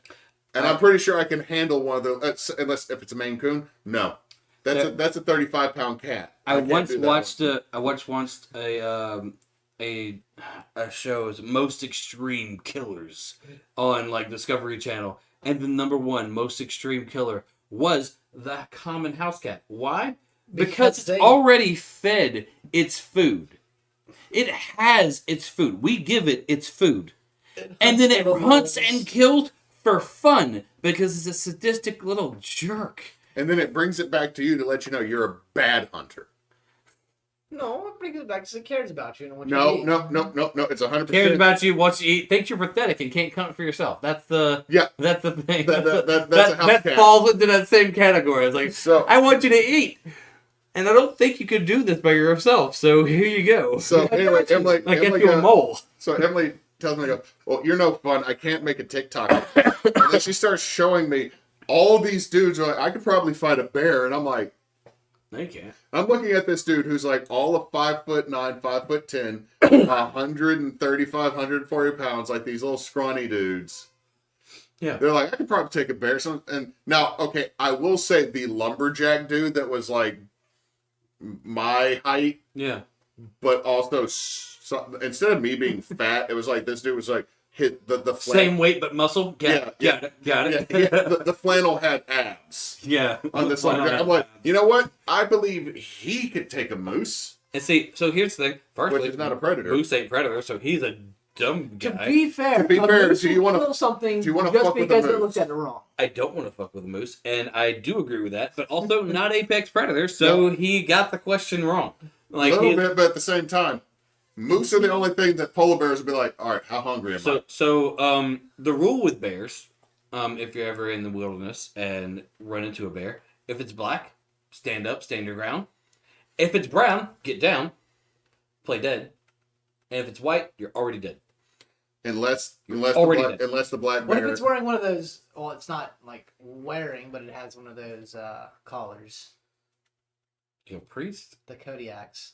Oh no, that's No, don't fuck with the Kodiak. Like a priest. Do not fuck with the Kodiak. It's brown, but Brown. it's got Good damn. that fur Good color damn. difference right there. So the thing is, like black bears are non-confrontational, and if you stand up and act big and make a lot of noise, they'll probably back off and run away. They're small and gonna run away. That's their thing. Brown bears are not going to. They're looking for a reason. They're looking for a reason. If you don't present yourself with a reason, you're not going to be the threat. If they're coming at you, and like slowly, you back away while looking at them. If they charge you, you either like bow up and yell, or you hit the ground. One of the two will probably save your life. But if you run, you're dead. If you run, it's a chase, and they're faster than you. Unless you run downhill, and that's going to be your benefit because bears have a big ass. That's funny. That's funny and probably true. No. Whenever we went out to Gloria, New Mexico, and they had 4 grizzlies near the area, they said if you run into the grizzly while you're on a hiking trail, get off the trail and run downhill, because what it is most of the bear's mass is located behind their rib cage. So they are back heavy. Also, their back legs are shorter than their front legs. So all the weight with less traction means if you start running down the hill, they might lose their balance and start to do a bear tumble. So all of a sudden, it's no less terrifying to me that okay, here's the thing. I like that they rephrased it from a barrel roll to a bear tumble, because like that's politically correct. No, here's the deal. Like you can't physically do a barrel roll without barrel roll is to the side. No, barrel roll. You're literally just making a big oval where this is ass over tea kettle. And the thing is that the bear will keep going down the hill. So to me, I'm like, okay, I've survived being attacked by the bear, but now it's Sonic the Hedgehogging behind me, and it is much bigger than me. So, to just touch on polar bears for half a second, in areas where polar bears exist and people also exist, Detroit. it is common practice to leave your cars unlocked all the time, everyone, so that someone who is approached by a polar bear has somewhere to hide. Because if you leave your cars locked and someone is being chased by a polar bear, that is a death sentence. Polar bears are like bloodhounds that can smell your blood from miles away, and if they are already locked onto your scent, you are basically dead. They're going to find you. You cannot outrun them. You can only lock yourself into something. To be fair, they are like a 9-foot tall monstrosity covered in translucent hair that comes up. They're a fucking Wendigo. Maybe. I'm not going to say it 2 more times because I know what the myths are about that shit, but at the same time, they are. Think about it. That thing's always hungry. I had an awful thought when you said about keeping your cars unlocked. I was like, polar bears are in California? Okay, with the way the climate's going, yeah, maybe. It wasn't what I was referring to, but okay. Getting real confused about where I'm going to be. I'm just going to keep walking down this road. Look, that's why I made the joke. Like, they've had polar bears show up just north of Ontario, which is almost the same latitude as Detroit. Mm. Polar bears be up north. I'm like, man, it's too cold up here. Let's go south. Global warming stuff needs to hurry up. They go, ice already melted everywhere, so I don't know what's what. So I'm going to keep going. I think the elk went that way. I'm going to go that way. I don't know where I'm going. What the hell's the in and out? What's it in and out? I just put my head in here. Oh, Hold on. I go in. Everybody else look, the food. They all went out. I got food. And next thing you know, we just have extremely obese polar bears with diabetes because all they do is eat in and out. And drink sodas. Coca-Cola. Of course. What else? Polar bears will never drink Pepsi. Come on. Yeah, polar bears have been drinking Coca-Cola since Coca-Cola's been invented. Since the cocaine days. All right. Well, do we want to check our? I've already touched this. Okay. Here's the deal. You see this? No. Do we want to crash them? Here in a minute. Okay. But, I'm gonna go get more cider. I'm gonna say just bring in that and whatever beer remains, except for the fluffernutter. Stick it at the very back of the fridge. Oh. I'm gonna be drinking fluffernutters for D&D campaigns. I can feel it.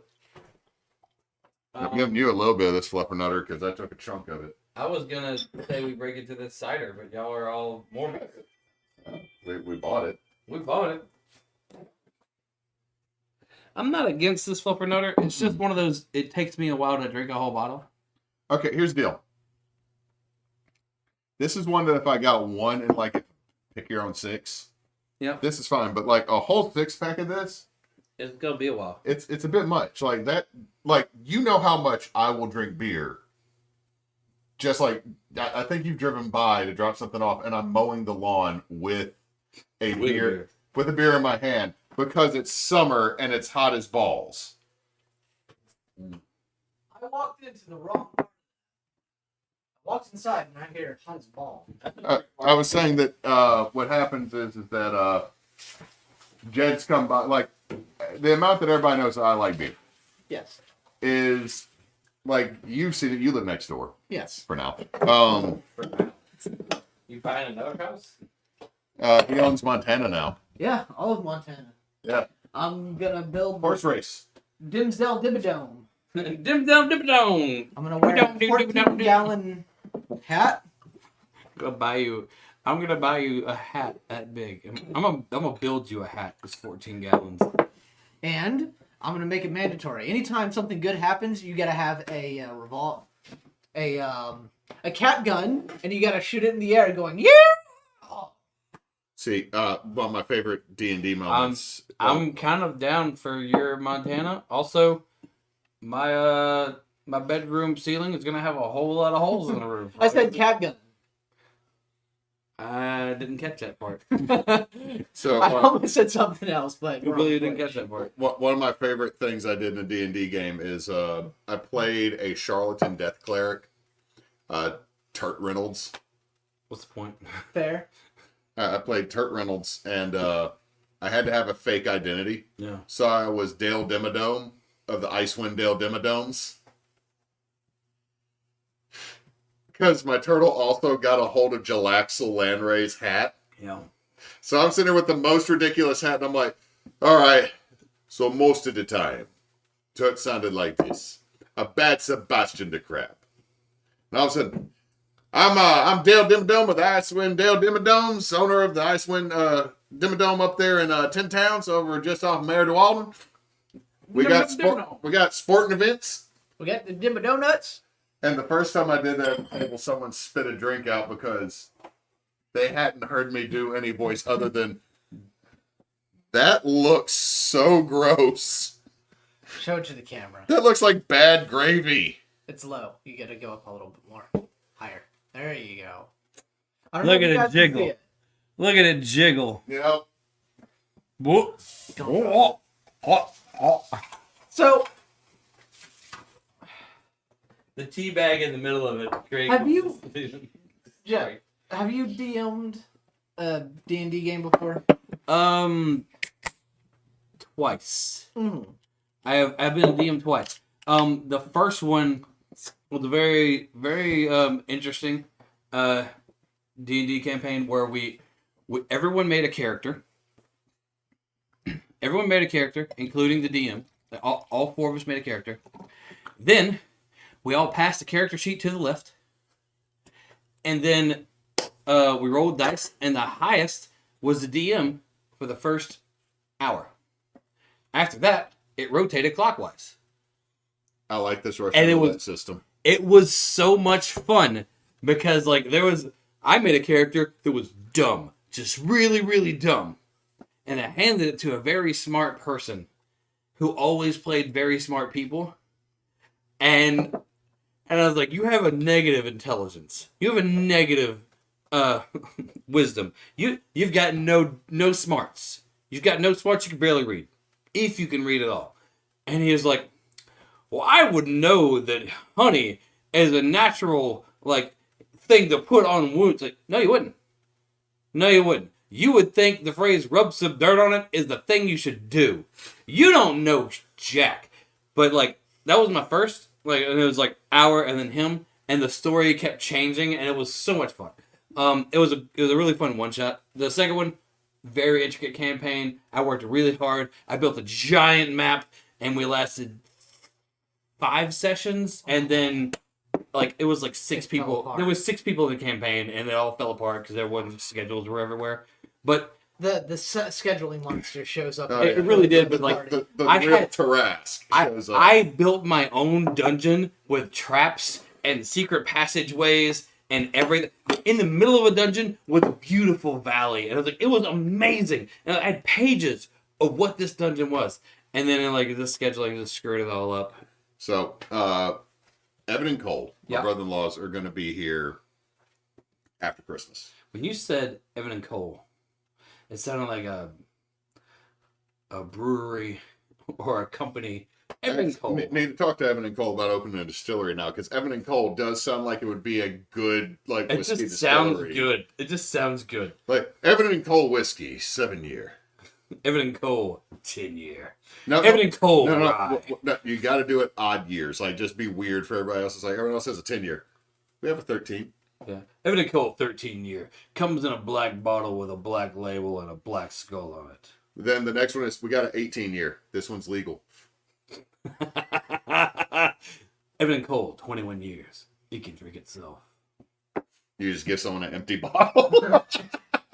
We- Damn it, it did it again. That'll be $50. this special brew bottle called Angel Cut. It's just empty. You know, there's at least one dumbass out there that would buy it and then bitch about it. Oh, we get reviews all over TikTok. It'd be amazing. We'd be rich. Oh, we'd be so soft. Okay, guys, we now have a mission. For those of you who bought a PlayStation 5 looking at only that was being sold only the box for $500, I'm sorry. You deserve it. I'm not sorry. You do deserve it. I mean, I bought plastic glasses off of Temu that were advertised as actual glass, so I can't say too much. He also deserves it. He bought it off of Temu. But I bought it for $6, and the rest of my Temu purchases have been solid. Again, you should expect it to be plastic off of Temu. Yeah. And be surprised when it's glass. Solid. Not the other way around. Yeah. Now, but here's the deal. I actually have an idea for something fun when Evan and Cole are here. Mm-hmm. Nason, Spence, and Topher might be down. Okay. But the concept here is it'd be more of a New Year's themed game because we're not going to have time to do it before Christmas. I'm not going to try to put this in because next Thursday is getting pretty close to everybody's like, fuck you, I'm with family time period. Yeah. So the concept here is you do a Secret Santa character creation. So everybody signs up for the game.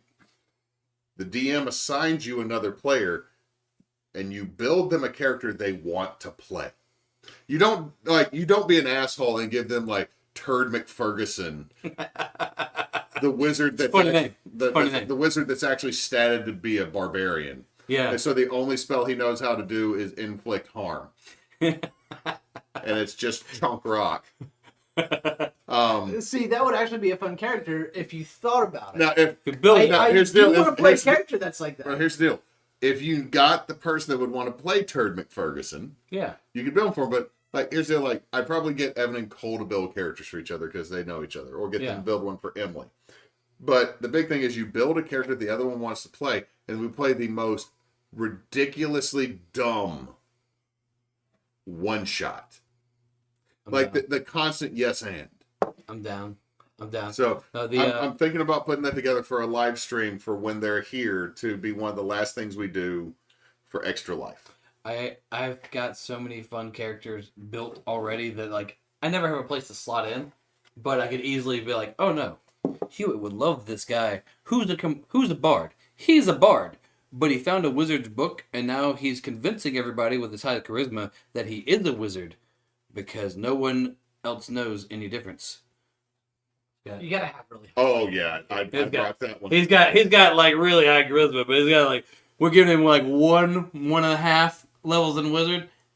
Everything else is bard. He's 100% bard. He's See, reading out a wizard's tome, poetry. poetry wise, and just You know what you just described is Jables from Tenacious D. I did, and I love it. I love the concept so much that he's like, I'm an amazing wizard. I'm the amazing Randy, or whatever his name is. Like, it's just like a lamest wizard name ever. And then everyone's like, I've heard of the amazing Randy. No, I just want John to show up and talk shit with Nelvac. Milvac. I would get John involved in more, but he's gotten a job over at OCC as a night Yeah. guard, and his wife is too. So they do most of the time. I think their schedules line up, but it's like you're like 2 weeks on, 2 weeks off, kind of like Yeah. offshore type crap. Yeah. So I think when they both have time off, I don't want You don't well, I shouldn't say wife, girlfriend. I don't want to like steal time from him and Kelsey. That's Yeah. fair. But How would the DM feel about a character that I made and gave to somebody else whose character description is strictly murder hobo? well, I mean, one of my favorite movies is Hobo with a Shotgun. So So Psycho. we're down. But here's the deal, though. This is what I actually expect for you to hand to somebody. I know. Here's this light blue furred Leonin with horns. No one knows how this actually happened, including the parents. And his name is Labusi. Labusi. Labusi. Why do you have horns and a? Why does your tail have a point to it like that? Like, what's weird? That's weird, Leonin. I feel like Phil would just walk up. Well, Both his parents are elves. when I'm gonna throw it out there. when a real quick. Leonin and a immortal tiefling have a baby. When a male Leonin and a male immortal Vampiric tiefling. vampiric tiefling somehow have a baby, Magic. I ain't gotta explain shit, yo. it's D&D, y'all. I feel like It's Phil would D&D. walk in. Which room on my parents' boat were you in? Yes. I need to. The answer is yes. So That explains it. All over that boat. All over that boat. So I bring up the D&D question out of a curiosity. And You solid? so, as a DM, how far out of your way have you gone to keep your players from killing themselves or making a awful mistake? Not at Never. all. Never. Not at all. Not at all. The campaign where I'd made the giant dungeon. No. It was session 1, session 2, something like that. We're walking. We're going. They're traveling to a guy who has traps all around his hideout, and that's the whole thing. You've got to get to his place. He's not going to be hard to get to. He's not going to be hard to beat. When you get to him, there's traps everywhere. Right? They're traveling to him. And there's one dude, he's like, he built a fighter. He's got plate mail on. And I'm like, whatever. Do your thing, boss. And he's like, I'm going to tumble there. I'm tumbling here. I'm tumbling there. He's playing this like a video game where you're running and doing a flip, running and doing a flip. He's tumbling. Yeah, sure. Tumble. And I was like, and they came upon this part where they have to scale down this cliff. Because I wanted to give them some kind of like weird little task that isn't combat, but you got to figure out how to do it. Mm-hmm. So there's a cliff, there's a waterfall because you've been following the stream, and the dude's like, I'm gonna tumble over the waterfall into the water. And I said, hand me your character sheet real quick. He goes, what? Hand me your character sheet. And in my head, I'm thinking, this guy just jumped into the water. He didn't take anything off of him, so he's probably going to lose something. We're going to grab his character sheet. We're going to roll some dice. He'll lose some money or maybe a weapon, but he's not going to know until later and he tries to get it. Yeah. So I grab his character sheet and I look at it and I was like, plate mail. He jumped over a waterfall into the water. Plate mail. Swim is regular stats. Nothing to write home about. Disadvantage because it's heavy armor. Yeah, let's roll to see how deep it is. About 8 feet, and you are 5'11". Okay. He just jumped into the water and has not resurfaced. You can roll. Start rolling, see if you're swimming. He's not swimming very well. He hasn't resurfaced. He's currently drowning. He is drowning. He is dying. And all 5 of the other people start scrambling. And how do we save a guy who is wearing armor and drowning in water? I was like, this is session 2, guys. And if he does, he does. Like, I have no quorums if you die because you're dumb. You are being dumb. That vanilla's coming through strong. Yeah. That tea is coming through strong. Yeah. It reminds me of the morning. I drink Earl Grey with honey in the morning, and that's very... That's good. Best part of waking up is yelling, "What the fuck?" So, with my We got kids, y'all. with my Yeah, game. it's usually a knee to the groin. That just happened. Dad, do you want to see what Dogman did? No. So No, slap I to don't. the face, and when someone looking you right in the eyes, going, "The sun is up, so it's morning, and you need to be awake." I'm like, See, follow-up question No. to that with boys is, why are you naked? they're always freaking naked. Clothes get in the way. He went to bed fully clothed, pajamas head to toe. He gets I wake up, he's in my bed, nothing but his tidy whities. At least you had tidy whities on. My child has been whole hog out to the heavens, sprawled across the top of my bed sheets, grabbing the blanket that's at the foot of the bed, pulled that up on his upper body, just Donald ducking it, Donald took it. but he's turned around reversed. Can we just stop for a second and be like, WTF Disney? Why did Donald Duck have a shirt and no pants? Didn't you watch it because he gave his pants to Mickey? Come on. No, he gave his pants to the war effort. That too. Donald Duck is the only cartoon character with a military rank. Donald Yes. Duck is a sergeant. What? Yeah. Donald Duck was a sergeant. I don't know why Donald Duck dresses in a freaking sailor uniform, but he has a army rank. He's a sergeant. He served World War II. Where did y'all find this?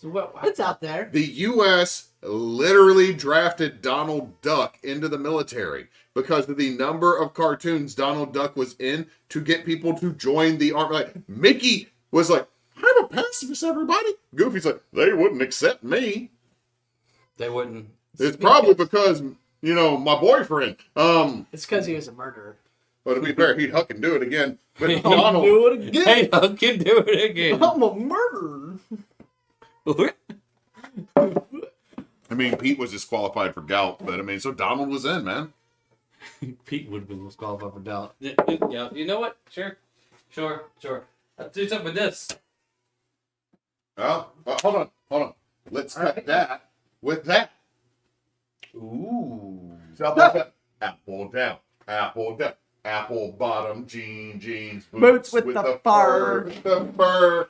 My kids always get mad that I randomly put that as an answer on a test. So I have here just regular old apple cider, unprocessed. Like we talked about at the start of the stream. This is unfiltered, more earthy, more textured. Yeah. And I wanted to get this because I like the idea of spicing it up, trying with different stuff. So originally I was thinking meads, but as was pointed out, we have finished apple cider. So what if we cut the apple cider with apple cider? And maybe add a little bit of cinnamon. No, I'm doing something weird. That's pepper. I have an idea. I do not think you would like it. Probably not. Probably Yeah. not. I also got a little something vinegar. No. Also, guys, I'm sad. So one of my favorite seasonings is a Georgian seasoning from Trader Joe's. They discontinued it. That's no bueno. No. Do you want some apple pie spice in yours? So we just All right. that sounds like Let's play around. I Play want to see what this tastes like. Just we're gonna plain. do regular, and I'm gonna throw some apple pie spice in mine, and then you can do some pepper in yours, and then I already did pepper in mine. all right, well fine. Ooh, Don't. this smells like applesauce. It does smell like applesauce. It tastes like applesauce. Yeah. The pepper kicked in on the tail end, so I'm happy with my note. Beer first. Beer or cider? Cider. That's Yes. what I meant. I do not think beer would improve this. Nope. Yeah. Yeah. That's the point we're doing here. I wasn't sure how much people wanted, so this should, in my mind, You know crisp what? it up. Go, take a sip. It's solid with a little bit more apple juice in it. This would make a good punch to make it spread. It would. Also, you can have this because I don't like apple pie spice. I don't know what it tastes like. I'm just- Toss it in. yeah. It's like adding nutmeg to. That's what I was assuming. It'd be like adding nutmeg to it. No, nutmeg fan. No, not nutmeg, but like adding nutmeg or whatnot to eggnog, which he is also not a fan. That's because most eggnog is fucking disgusting. I'm not wrong. I love it. No, cheap eggnog is garbage. Actual good eggnog is good, but the problem is that I don't want to make good eggnog. It takes time. Yes, that's good. Mm-hmm. Hanging out. I gotta try the pepper now. So what does the pepper do to it? Mm. 'Cause Tell note. Finding out. Tell note. That's all it does. And just also, a little bit of spicy on the tail. yeah, it's not even spicy. It's just Pepper. Because right now this tastes like cinnamon applesauce. my thing is I like to add coriander to mead. I've Because also that cuts the heat, or not the heat. it The cuts sweet. sweet, but my thing is also I've done peppercorns and coriander seeds in it and cardamom, and that's one of my favorite meads Cardamom. because it gives it a much more earthier note and it gives it a flavor that's not just like I like honey, but sometimes honey can chill the fuck out. Chill the fuck out, honey. Look, it's the same way I feel about marinara sauces that people put too much sugar in. Yeah. Marinara sauce shouldn't have sugar in it. It shouldn't taste sweet. 90% of marinaras I've ever had have had sugar in them. It just shouldn't taste sweet. And This is why I don't like the and I'm calling you out, Monjunies. I'm calling you out. Monjuni's gone. I don't care. They've gone under. I have an This is issue. the no. reason why. Ragu, Prego. I have the an majority. I have an issue with Olive Garden because they put grape jelly in their marinara. Gross. I mean, if you use Olive Garden as a standard for anything Italian, you're wrong. Olive Garden is True. Italian Applebee's. That's also true. That's an insult to Applebee's. At least No, it is Applebee's not. has something Applebee's is edible. garbage. Applebee's knows I'm what not it is. saying it's good. I'm saying it's garbage, but at least it's Applebee's knows what it is. I would rather go to McDonald's than Applebee's. No. No. Here's the thing. Applebee's is proud to be a sit-down McDonald's. It serves you your burger and expects a tip from the waiter. It has Applebee's- soggy carpets. Applebee's has a slightly knows better meal for the what same it price is, as okay? McDonald's.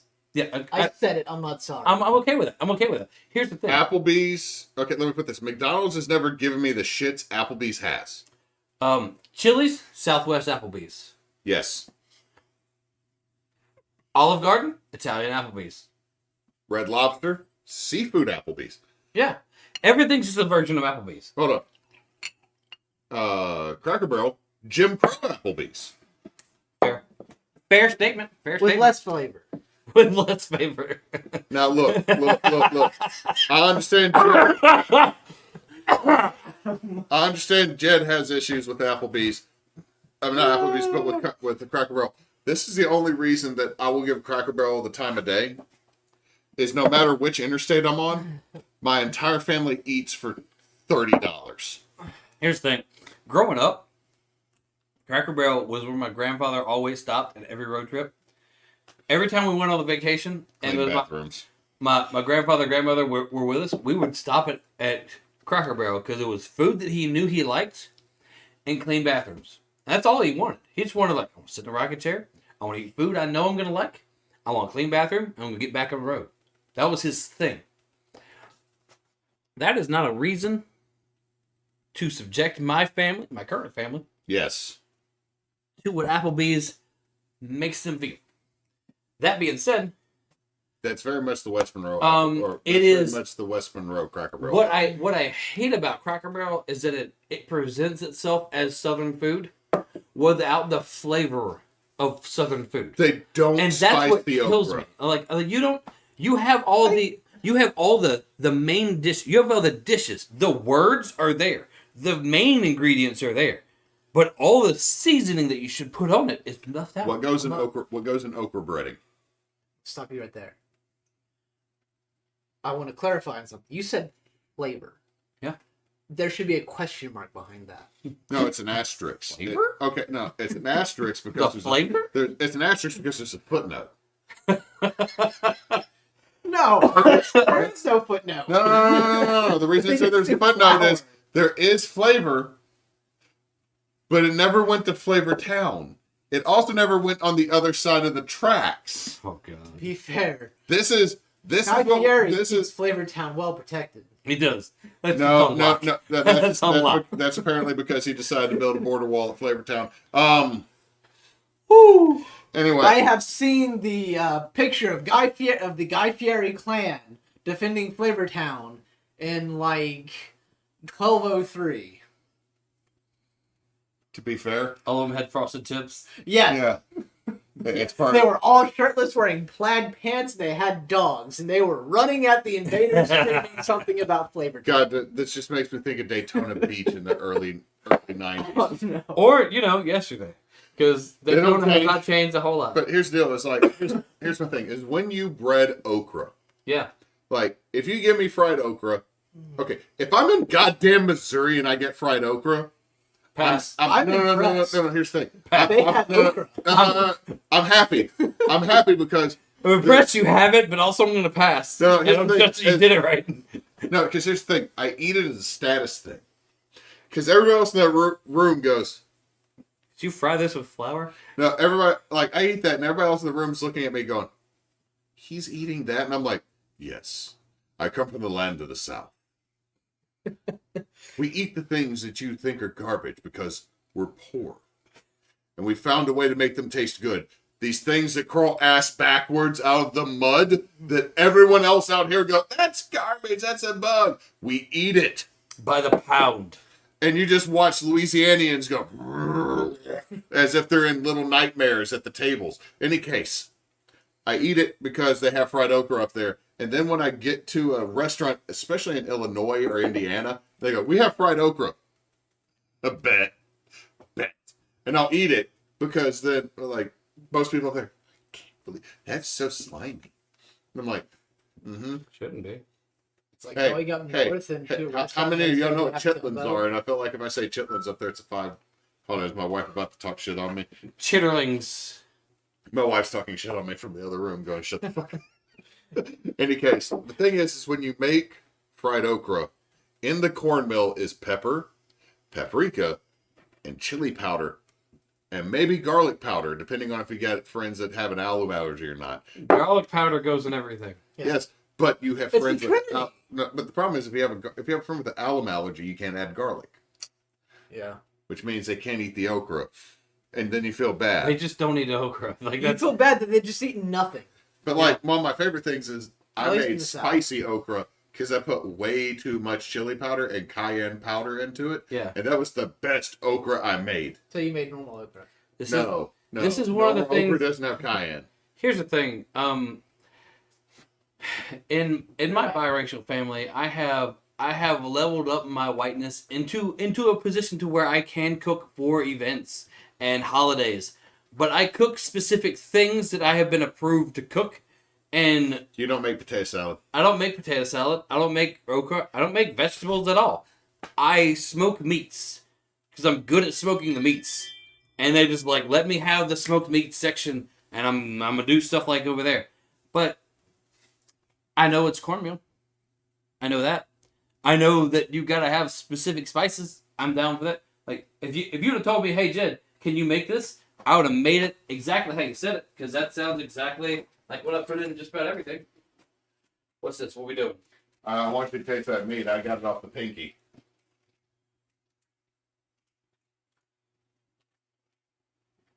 That's special.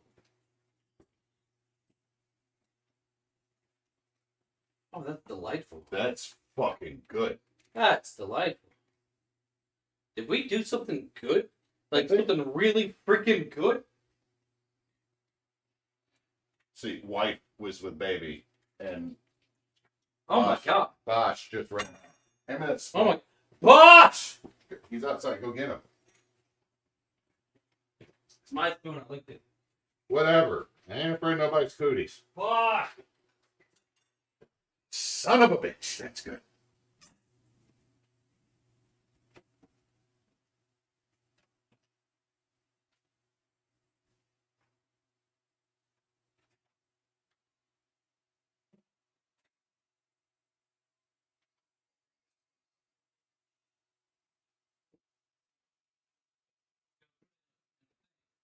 Hold on. Same. I was gonna wait for the Angel's cut. Yeah, go get a spoon. You don't want to wait for that. This is off the He- top. He licked his pinky and he's like, "You have to try this. Here's a spoon." And I was like, "Okay." Spoon? What happened to that I spoon? don't know. What? Hewitt, what'd you do to the spoon? Give me this spoon. I have to show the. It's a potato salad. What did he do to the spoon? Dude was too hungry. Bitching about.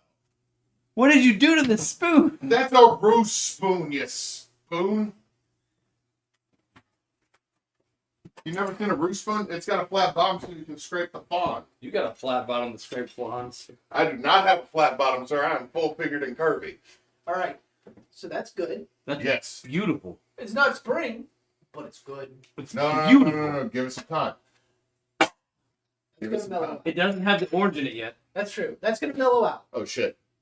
Our funnel's behind a camera. You know what? Hold on. I'm gonna move this because it needs to cool down. Okay. Yeah. Funnel. Slide the camera out the way. We're sliding the camera out the way. It's in there. The We're blue. sliding the camera. The funnels are in there. You don't have to move the camera. I could have gotten to You it. could have slid it in front of the oven that's not on anymore. We're sliding the camera the other direction. You knobs. I didn't know what cabinet. It's inside the wall. Inside the wok? You used to be the only pocket I had in high school. Or not high school, Funnels. Whoa! I had a wok in college. It was electric. We called it the E-Wok. I have just been hurt emotionally. Why? He called it the Ewok. All right. It's Get me a towel out of that top drawer. So Go clip that, Kyle. Woo! God damn it. I was gonna catch it, and then the fan caught it first. back in front. You spilled Dewey's water. Oh, I can smell the orange. This smells so good, and the orange in there is gonna make it better. Get the towel. Maybe we should have done this like over near the stove so the camera could see it. We're professionals. One No. camera is catching us from behind. That's all. That's the best. That's the best view anyway. All right, y'all. Whoa. Okay. So we got. Tradition. Well, it's not the Angel's cut because that evaporates. We got the Devil's Den. Yeah. Yeah. So that's all tradition. You got to take a drag from the bottom of the pot, which gives you an idea of where your meads go. Damn. This one is apparently really good Yes. because we took a spoon off the top, and now we're taking a chug off the bottom. Need you to hold this. I make Earl Grey with honey in it from time to time in the morning. And this is currently the flavor of when it gets cold after after I've just let it sit for too long and it got cold. And it's currently that flavor and it's still super, super good. It's solid. There's so much honey. Well, we in the past couple of meads we made the mistake of cutting the honey because we figured the fruit would add in a lot of sugars. Yeah. Y'all also very much like sweet meads, while I'm over here liking the medicinal / bitter. Yeah, that's fair. So go with the majority. It's also I mean, good. you still enjoy the meads either way. It's There's gonna been be a good. few I didn't. It's gonna be real good. Well, I swear yeah, to God. I think everybody's been kind of on board. If with this one gets all messed up, I'm gonna be real upset. That tastes real good. Yeah. I also kind of feel like we might have made a holiday mead. No, that's not holiday. We made Holiday. So celebrate. so as we let the cider. That's cool a summer. This makes me think more of summer, The orange is gonna bring a lot more of the spring summer feel to it. and it's going to. That's the orange is going to pop the Lady Grey flavor. When he was pouring it in, I just kept getting hits of like this orange smell, like over and over. Like it's gonna hit hard. So- One thing I do want to try with this apple cider mixing it with some mead. Do we have a mead that would be good to mix with apple cider? Like, What are you doing? what you doing? Warming this up with the remainder of the mead we had in that. Ooh. Let me warm it up with that wort. So, we got the meat out. We got the What? Wait, where'd the cider we're making go? It's right here. It's right here. Cool. Oh, the cider's cool. Oh wait, get that mulling spice out. Okay, so, gents, meats that we got in our possession currently at my house. That's how we test our meats. To figure out which one it is. We should probably mark bottles. We should, but we also keep using the same old ass whiskey bottle. Yeah, we do. All right, Mullen spices out. I don't know which that one is. Blood. Blood orange. Okay, so hey, pour a little blood orange in that. A little? A little. I don't know how much a little is to you. Actually, put it in glasses, and we'll wait till that's warmed up. So here, I'm gonna hit your elbow. Because blood orange has that bitterness to it up front. All right, good. Oh, the funnel. I'm Yeah. holding a funnel. Because if I can do this, it ain't hot enough yet, or it's at the right level. All right, so cider. Cider's going in. I almost wish we'd had some pear juice, because apple cider is the traditional cider. For some reason, pear cider sounded kind of good. Maybe we can save that for Another day. another day. Another day. Oh, Maybe we wow. can save that for. That's not as much as I wanted it to be at all. No, it's not. We boiled off a lot, guys. Also, we only used 2 apple juice bottles. Should I have gotten 3? No. Should we review some of the cider? Probably. We could add them. Do you want to? Top it off. I don't see why we shouldn't. Top it off. I mean, it doesn't have any preservatives that'll kill the yeast. Nope. It's just more sugar in the long run. You just tell me when. Now, stop.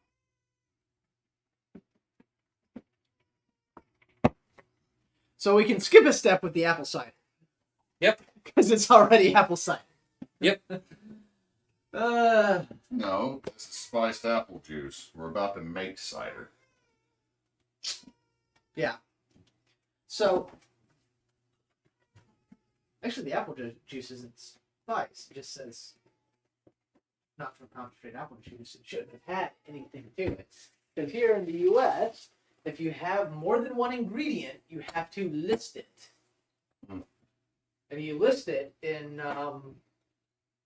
most, like the highest amount of ingredient to the smallest. Descending order. Yeah.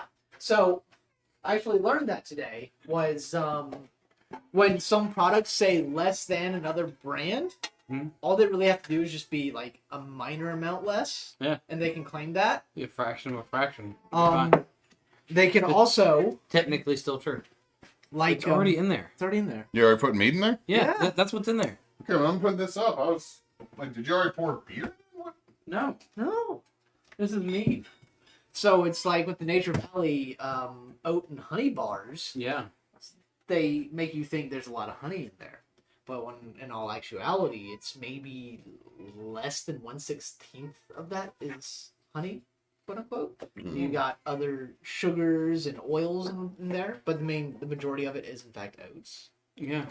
But the fact that they say oat and honey makes you think a large portion of it is in fact honey. That's where the sugar comes from, when in fact it's just regular sugar.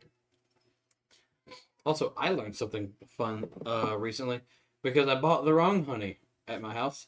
We buy a lot of local honey and honey that's made from like bees that actually pollinate flowers and stuff.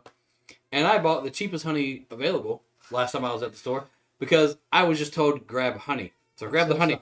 Sorry. I know, right? And it tastes like honey. Just like plain old honey.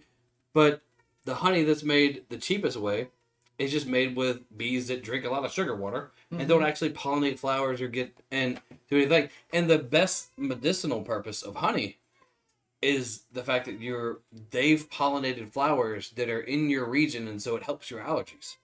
So here This in is the why South, that's why I get Carmichael's a lot, or I'll go over to Sammy's Plant World in Yeah. West Monroe and get Sammy's honey. Yeah, Sammy's is great. Absolutely great.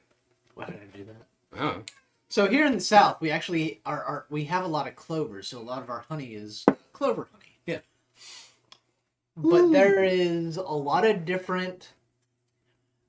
So as far as honey is concerned, there's a lot of different regions here in the U.S. where you can get vastly different tastes in honey.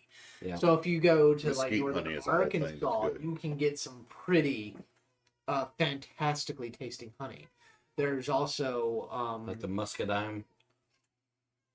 I don't remember. I just know it was very good, and Okay. I know more in the northeast, kind of Okay, more towards okay. the main area. It's completely different flavor. It's crazy to think that like honey is this one thing, and yet each one has its own Yeah. flavor.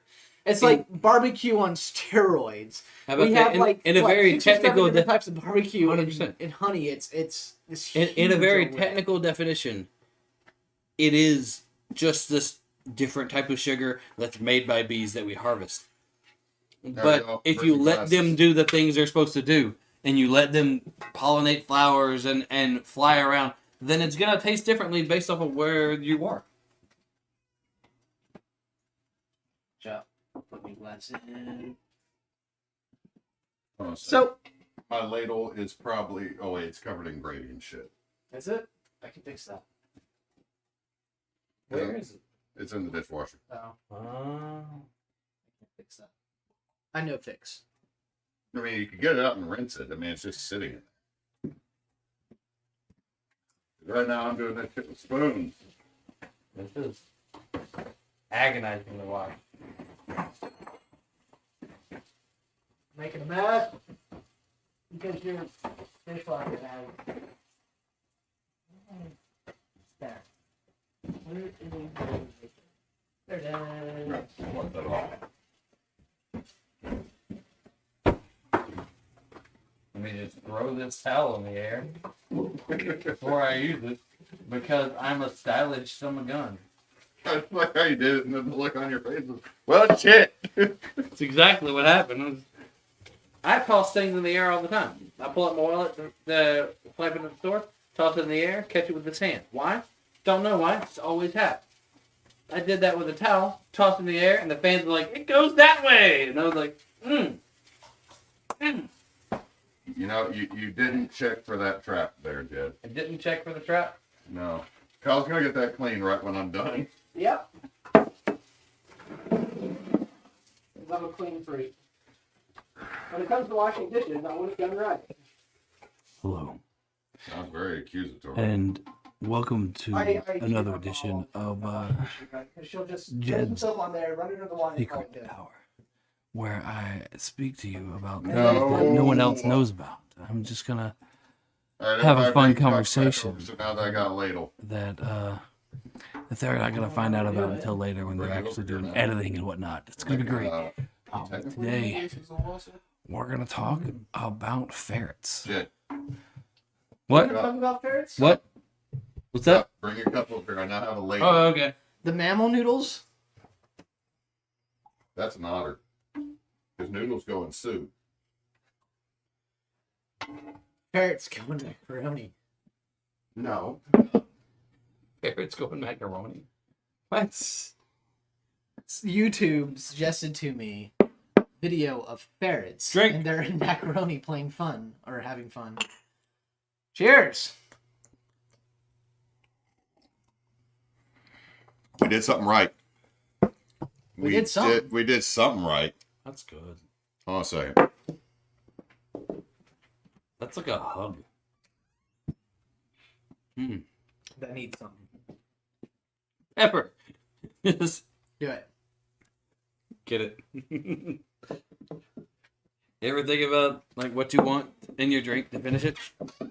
Black pepper. I mean, I don't have a stick of cinnamon to throw in there, guys. So we just added pepper because we want to have something that cuts the sweetness. It's really sweet.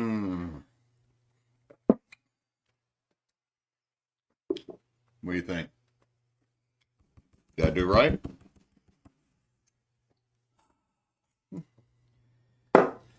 And it's the same idea as having a like very oily whiskey. You just add that drop of water and that pulls the oil to the top, and that so whenever you take a sip past that point, it tastes very different from what you were just drinking. The pepper cuts the sweetness The a mouthfeel is whole good. lot, and it gives you just a more of real flavor of what you're actually drinking. No, you're right. Because at sometimes the sweetness does block out everything. Before the pepper, this feels like it was coating your tongue in honey. You couldn't actually taste the drink. But Which with the pepper, is almost a medicinal thing in a bad way. Like, if you ever had like just like a spoonful of honey to soothe your throat, that kind of stuff.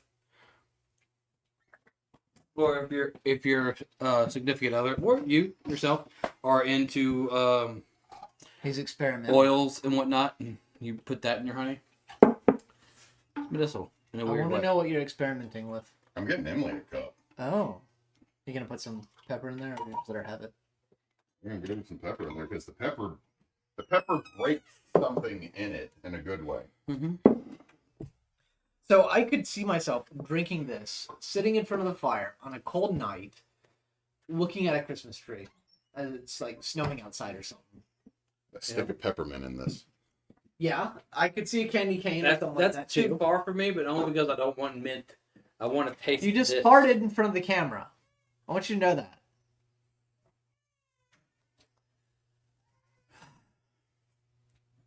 We both sighed. Yeah. But since he's not here, I'm going back to the DM question about, how far out of the way do you go to help your players or keep them from doing something stupid? And see, I will say, in that same campaign, the same dang campaign, I gave that same player, because they somehow miraculously saved him from the drowning. Later on, they had gone through a couple secret passageways, and they've gotten way too far into the dungeon, and like stuff was like really, really hard because it was supposed to be hard. They were supposed to learn stuff back here. They missed it, and I was new, and so I didn't adapt correctly. Yeah. And so I threw in an NPC that just like showed up.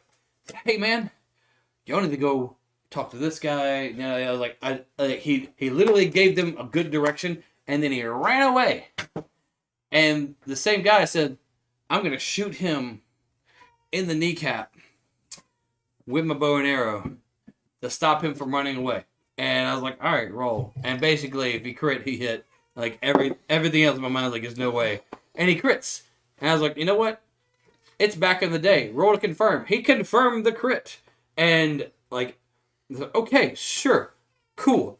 I haven't truly rolled out this character, but I know what he was supposed to be. So let's roll for initiative. He's already won. He goes first. He's a level X monk. Fury blows, fury blows, fury blows. You're about to die. Would you like to take back the shoot him in the kneecap thing?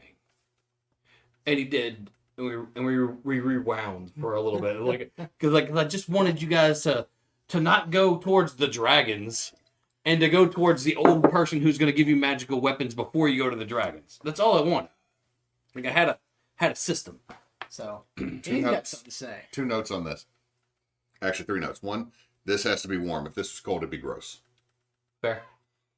Like it's thick. It is thick. Thick. Huh. It's almost the same thickness as milk for the mouthfeel and down the throat feel. Yeah, but it's because if it's this- warm. It's a hug. Yeah, but if this was room temperature or cold, no. I kind of wish it was a little bit cold in your house. Can we go outside? Let's Okay. grab the cameras. Excuse me. Bless. The pepper. Now, the next thing is, If you ain't sneezing, you ain't seasoning. okay, I think a tiny pinch of cayenne in this. Something hot. No. Something just slightly, just to get the back of your tongue. I know where you're going with this, but when I think tiny pinch of cayenne and stuff, I always think chocolate, and it's not. It doesn't work with apples in my mind. No, it needs maybe something more peppery, maybe more pepper, but I need something just a little hot in here. That might be the cinnamon. Cinnamon might be the one for Cinnamon it. would go. Yeah. Cinnamon Like would just work. stick a whole stick in this bitch. I'd be down. Okay, Alternatively, hear me out. Uh-huh. Just some plain old, very dark cocoa powder. No. No? No, I don't feel like feel chocolate is the last thing I'm I was not gonna saying say. chocolate. I'm saying cocoa powder. That's still chocolate. I'd try it. I'd try it Well, I'm not- because I see the direction you're trying to go, and I drink that. But like, I could sit with this as is, Yeah. Yeah. and be like, just Last thing I think that would be really good in this, get some frozen blackberries. Mmm. Frozen blackberries and just throw them in There we this. go. So as they slowly thaw, you get a little bit of blackberry syrup mixing in with all this. There we go. Okay, now going back to your DM question, because I feel like you have things to say about this, and you never got to. So, at that point, your guy shoot him in the knee. Yeah, he rewound and like. I wouldn't have let him do that. I would have gone full in on the guilt trip. I'm just like, I'm over here. I see, there's some stuff going on. I don't know Yeah. what it is. I just know it's bad. Home Skillet sent me and just like, hey, give you guys a heads up because he's on your side, but he can't act him openly. Why? Oh no, Home Skillet McMuffin Pants has returned. He's a noble. He's on your side. He wants to help you, and you guys shoot me in the knee. To be fair, the background behind Home Skillet was he got lost in a dungeon and said fuck it and built a house. No longer lost. He lives there. Yeah. That is a solid way to not be lost anymore. It's like screw it. Like I live here now. This is where I live. I know this place. It's fine. So a little bit of background. My players have been playing their characters for a little over a year and a half now. Okay. We've gotten together in person, and Y'all keep going. I We- sort of chair move. like we did a finale together in person, and it's been a great. They're attached to their characters, which is what you want as a DM. Yep. That means they value their characters. Now we're playing because one of them has specifically talked to me, and she is just like, "Hey, I really want to play a module. Like, I know you've got your homebrew and stuff, but we've not played any modules yet. And I Yeah. just want to try it out and see what it's like." And I'm like, you know what? Sure. Bet there's a module I've been dying to play. Sure. The thing is, the module is a conversion from either a first or second edition. I don't want to give it Okay. away. There is some cruelty in there. The module as written straight up says if your players do this or if one player does this, they're dead. Yeah. No rolls, no saves, nothing. They're just Oh dead. man. Okay. Re-roll a character. And so, Old school stuff is like real harsh with that. So- stuff too. well, I've put in some contingency to kind of so the module doesn't like introduce that this is a possibility until it happens. And so I have a long-term NPC with them paying off the debt because they did save his life. So he, as a noble dwarf and whatnot, he's just like, look, I owe you guys some stuff. You're gonna help me out with this. I'm gonna roll with you. You don't have to pay me anything, and this will clear my debt as a dwarf owed to you for saving my life. Yeah. Okay. And the party's like, yeah, sure. And so he's tagging along, and he's been a hell of a fighter for them until like the last fight where he ran away because me as a DM did bad rolls from fear. Yeah. And so my players come across this noble, and they go into his room, and he's like, "Get the hell out of my room! This is my room, my personal sanctuary. Get out! I didn't invite you." And so they do, but my players have a ton of questions because they're in a place they don't know where they're at. They don't know anything that's going on. They're trying to find a way out, and they've got nothing to work on. Mhm. And so they're just like, you know what? This guy looks like he might know something. And so they go back in. And he's like, I warned you. And so he attacks the players. Unfortunately, this character, the way that it is written, this character has allies. Those allies have allies. And they will very quickly have an entire noble house that they are stuck in the middle of.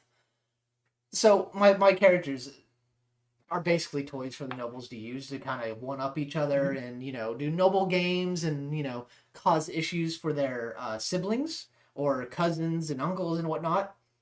But if they kill someone, if they kill one of the noble members, it will eventually have the entire noble house coming down on them. And with the amount of effort, energy, and spells they dropped on this one character, and the character that showed up to help, I would have had a TPK. Yeah. Or maybe not a TPK. Maybe they would have been lucky. And they would, but the majority of the party would have had to re-roll new characters. And so, luckily, turn order, they didn't kill them, but they came close. And they already met the other NPC. And me as a DM trying to bail them out of bad actions. Basically, this character that they actually trusted walks up to the ranger, pulls out her sword, puts it on his shoulder, and goes, "Drop your weapons or your ranger dies here and now." That's when the ranger goes, "But I am Dritz to Ardes." In which case, he would have been killed on the spot because this NPC has that power.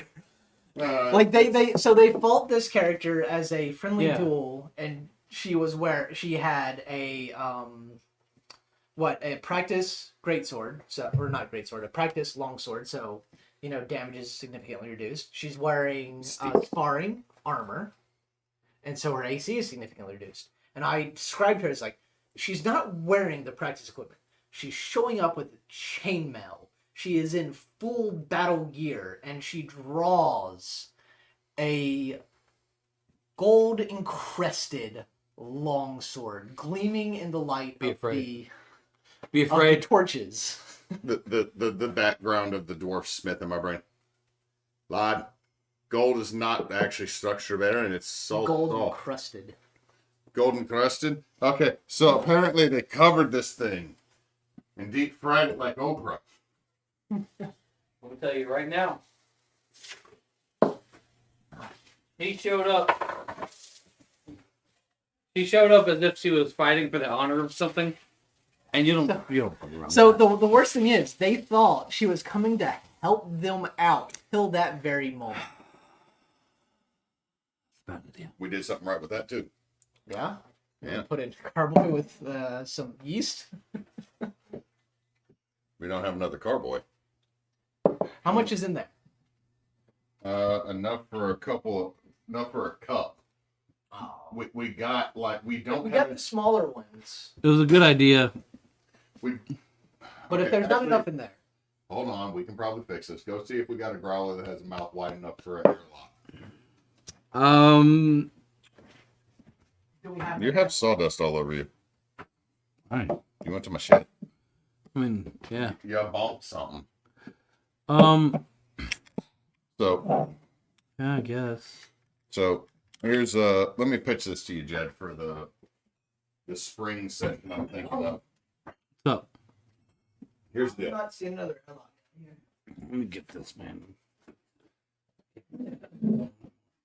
Okay. Be like, Hi. here, there should be some more plastic. Or maybe it's in the look in the cardboard box. There should be some in a plastic bag in one of these boxes down over here. So, y'all don't know this. They kind of know this. airlock. But Do we can't have to stand have up the for a bottle long No. period of time. Get hit by a car. No rubberized anything. Not in real life. I was driving. He ran a red light. Back's fast up. I'm not seeing it. Anyway, It's like, back to ferrets. Ferrets. What are they? The cats or dogs? Think about it. Everything's either a cat, a dog, or a bug. Be honest. It's not a bug. I think the cats. Weird, stinky noodle cat. That's what ferrets are. Yeah. You know them. are you drunk? No, I'm just deciding to make a segment inside of your. Well, no, it's a segment inside of the shows where if ever I'm left alone on the screen, I just start talking about random stuff. Alright. Today, Mm-hmm. it's ferrets. Farts? Ferrets or cats. Farts? Alright. Every animal in the world is either a cat, a dog, or a bug. So, going back to the game, I use this NPC. Like, they surrendered to her. Or a bird. They RP'd very apologetically, asked a couple of questions. She gave them what she knew, and then they asked her basically, how do we get out? And she just laughs at them. She's like, you don't get out. We've been stuck here. We've looked. We've searched. There is no getting out here. Yeah. Enjoy your stay. Stuck. Now let me tend to this. And then of course the NPC that I got with them, it is a very simple thing that's coming up, and they've been going from they've searched every single room and then retreated to a safe area and barricaded themselves. And so this NPC is with them, and of course it isn't going to prevent a player death if they so choose. Being a dwarf, he likes to drink, and one of the things is if you drink this, you die, and that's how I'm going to introduce that mechanic. So one of the players is probably going to pick it up and go, "I drink," and the dwarf is going to go, "Let me be a proper dwarf and have the first drink." And if he says, "Okay, yeah, here," then that's the if he goes, "No, I'm having the first drink," re-roll a character. In fact, here's the dwarf that you can play. Yeah. So I think it's fair. I think that's fair. I want to introduce the mechanics. I think I've presented that there are alliances within the house. There's and whatnot, and that maybe killing. I'm good. Maybe killing one of the noble family members has consequences. Like I'm introducing the mechanic that this house will kill you. I enjoy this a lot from a mechanics standpoint. You drink this, you die, and also here's an out of another character wants to step in and drink it for you. Yeah. But you don't know that yet because I'm a DM and I can't just tell you all the answers to all the questions before you ask them. And like that again, I was brought into D&D by a very cut and dry DM. I literally, as the player, I killed another player character day one, session one. Like there was a noise. I heard it. He didn't, and he's over here trying to like present himself as an authority figure. And my character, very no nonsense, roguish lady, pulled a knife, quick draw, put it to his throat, and said, "Shut the fuck up! I heard something. I need you to be quiet." And then his response was to tell me what I should and shouldn't do while I had my dagger at his throat. And so I slit his throat. Because I just met him, I don't know him, and there could be danger. And like that. And the DM accepted it. He's like, "Yeah, that sounds like something you shouldn't do is talk while he has a knife to your throat. So your character is dead." And he let the guy re-roll a new character, aka change the first name of the character he just did and change the age to 3 years younger. It's his little brother trying to find out what happened to his big brother, and he never found out the true, honest to God thing that happened because I was the only one that had it. I apologize. It's smelly. I haven't breathed since that happened. Okay, so before we sign off, I want to pitch for the spring. This is, and I haven't put it up on proposals yet. Okay. Is to run a campaign. Okay. Everybody starts as a level 1 character. Okay. You're going to be at a training. You're going to start out at a training academy. All right. And eventually something happens that forces you into a labyrinth that is at the academy that you cannot be above level 5 and be within. So then the difficulty of the game is not, can we defeat all these things? Can we get to level 5? Can we avoid all these things and not get to level 5? Because there's a MacGuffin you got to deal with. So something shows up, wants the MacGuffin. Can't get in because it's trapped in a magical lab that expels anybody above level 5. So the only people who can get in are level 4, but you can't. You can't level up very fast. So if all of a sudden you start defeating too many things, you might get kicked out of the dungeon. There's a whole lot of running away. No, there's a whole lot of not running away, but avoiding. There's still experience that will occur for avoiding something, but avoiding something always gives you less experience than fighting it and defeating it. So the whole concept is you need to save the day without murder hoboing your way through a dungeon. What's the favorite part? It means you gotta be smart. How about a party of 4 wizards and 1 very fast cat person? And so there's like when shit goes down, someone shoots fireball, and then that guy is kicked out, and then you just keep going until it's just a cat person who's like almost at the end, and he just dodges. Well, shit. you can't cast fireball until you are level 5 to begin with. Well, damn it. Well, damn. Chain lightning. Core. Chain lightning. Or it's like, what if I use magic missile to hit the wall and make part of it fall down in front of them, and then we can like go another hallway? Do it. I've been playing a lot of Legend of What if I use pocket sands? Throw in the iron. Oh shit, you're level 6 now. That's a high level wizard. It's pretty spell. high level stuff right there. No, I think that's the campaign I want to run. The other one I got is gonna be in my world, the continent of Bozoth, which I've made reference to a lot. It's ruled by the Craft King.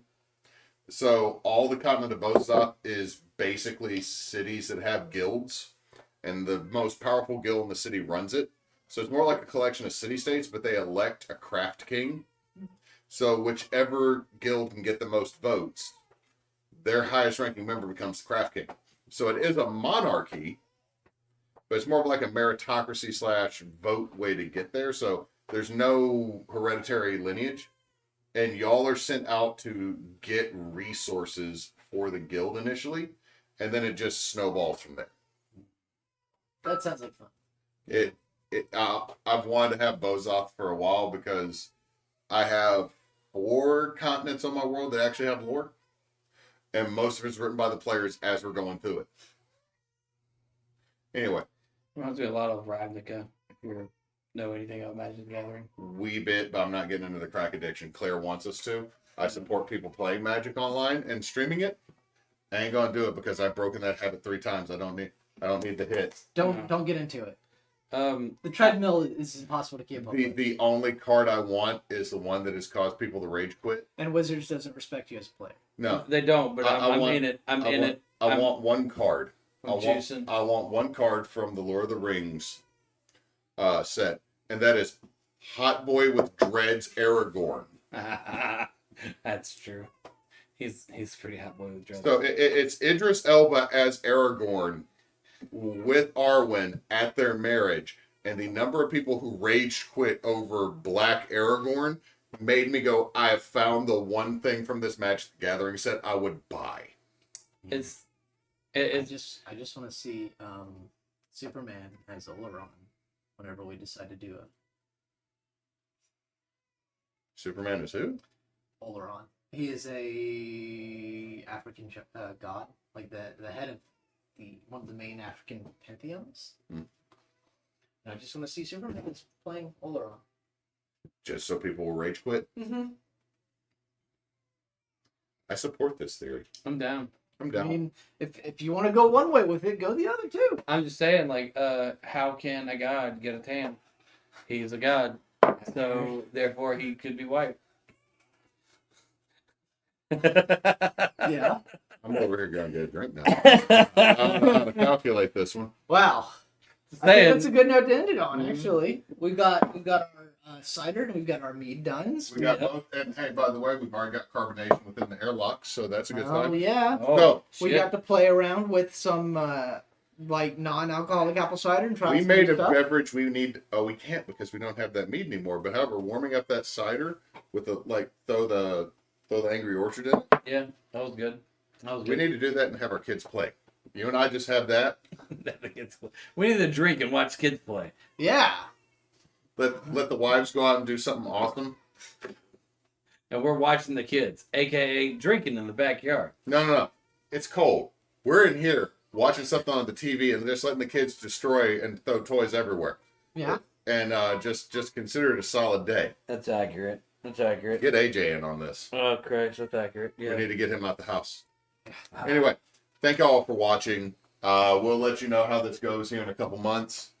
Remember, if you are watching, if you can donate, please do to either with the QR code or with the link down below, because all proceeds go to Bastion Children's Hospital in Jackson through Extra Life and the Miracle Children's Network. We'd greatly appreciate if you do, and keep an eye out for what's coming. Sure. Hey, and since Knox isn't here, Don't let your meatloaf. night, everybody.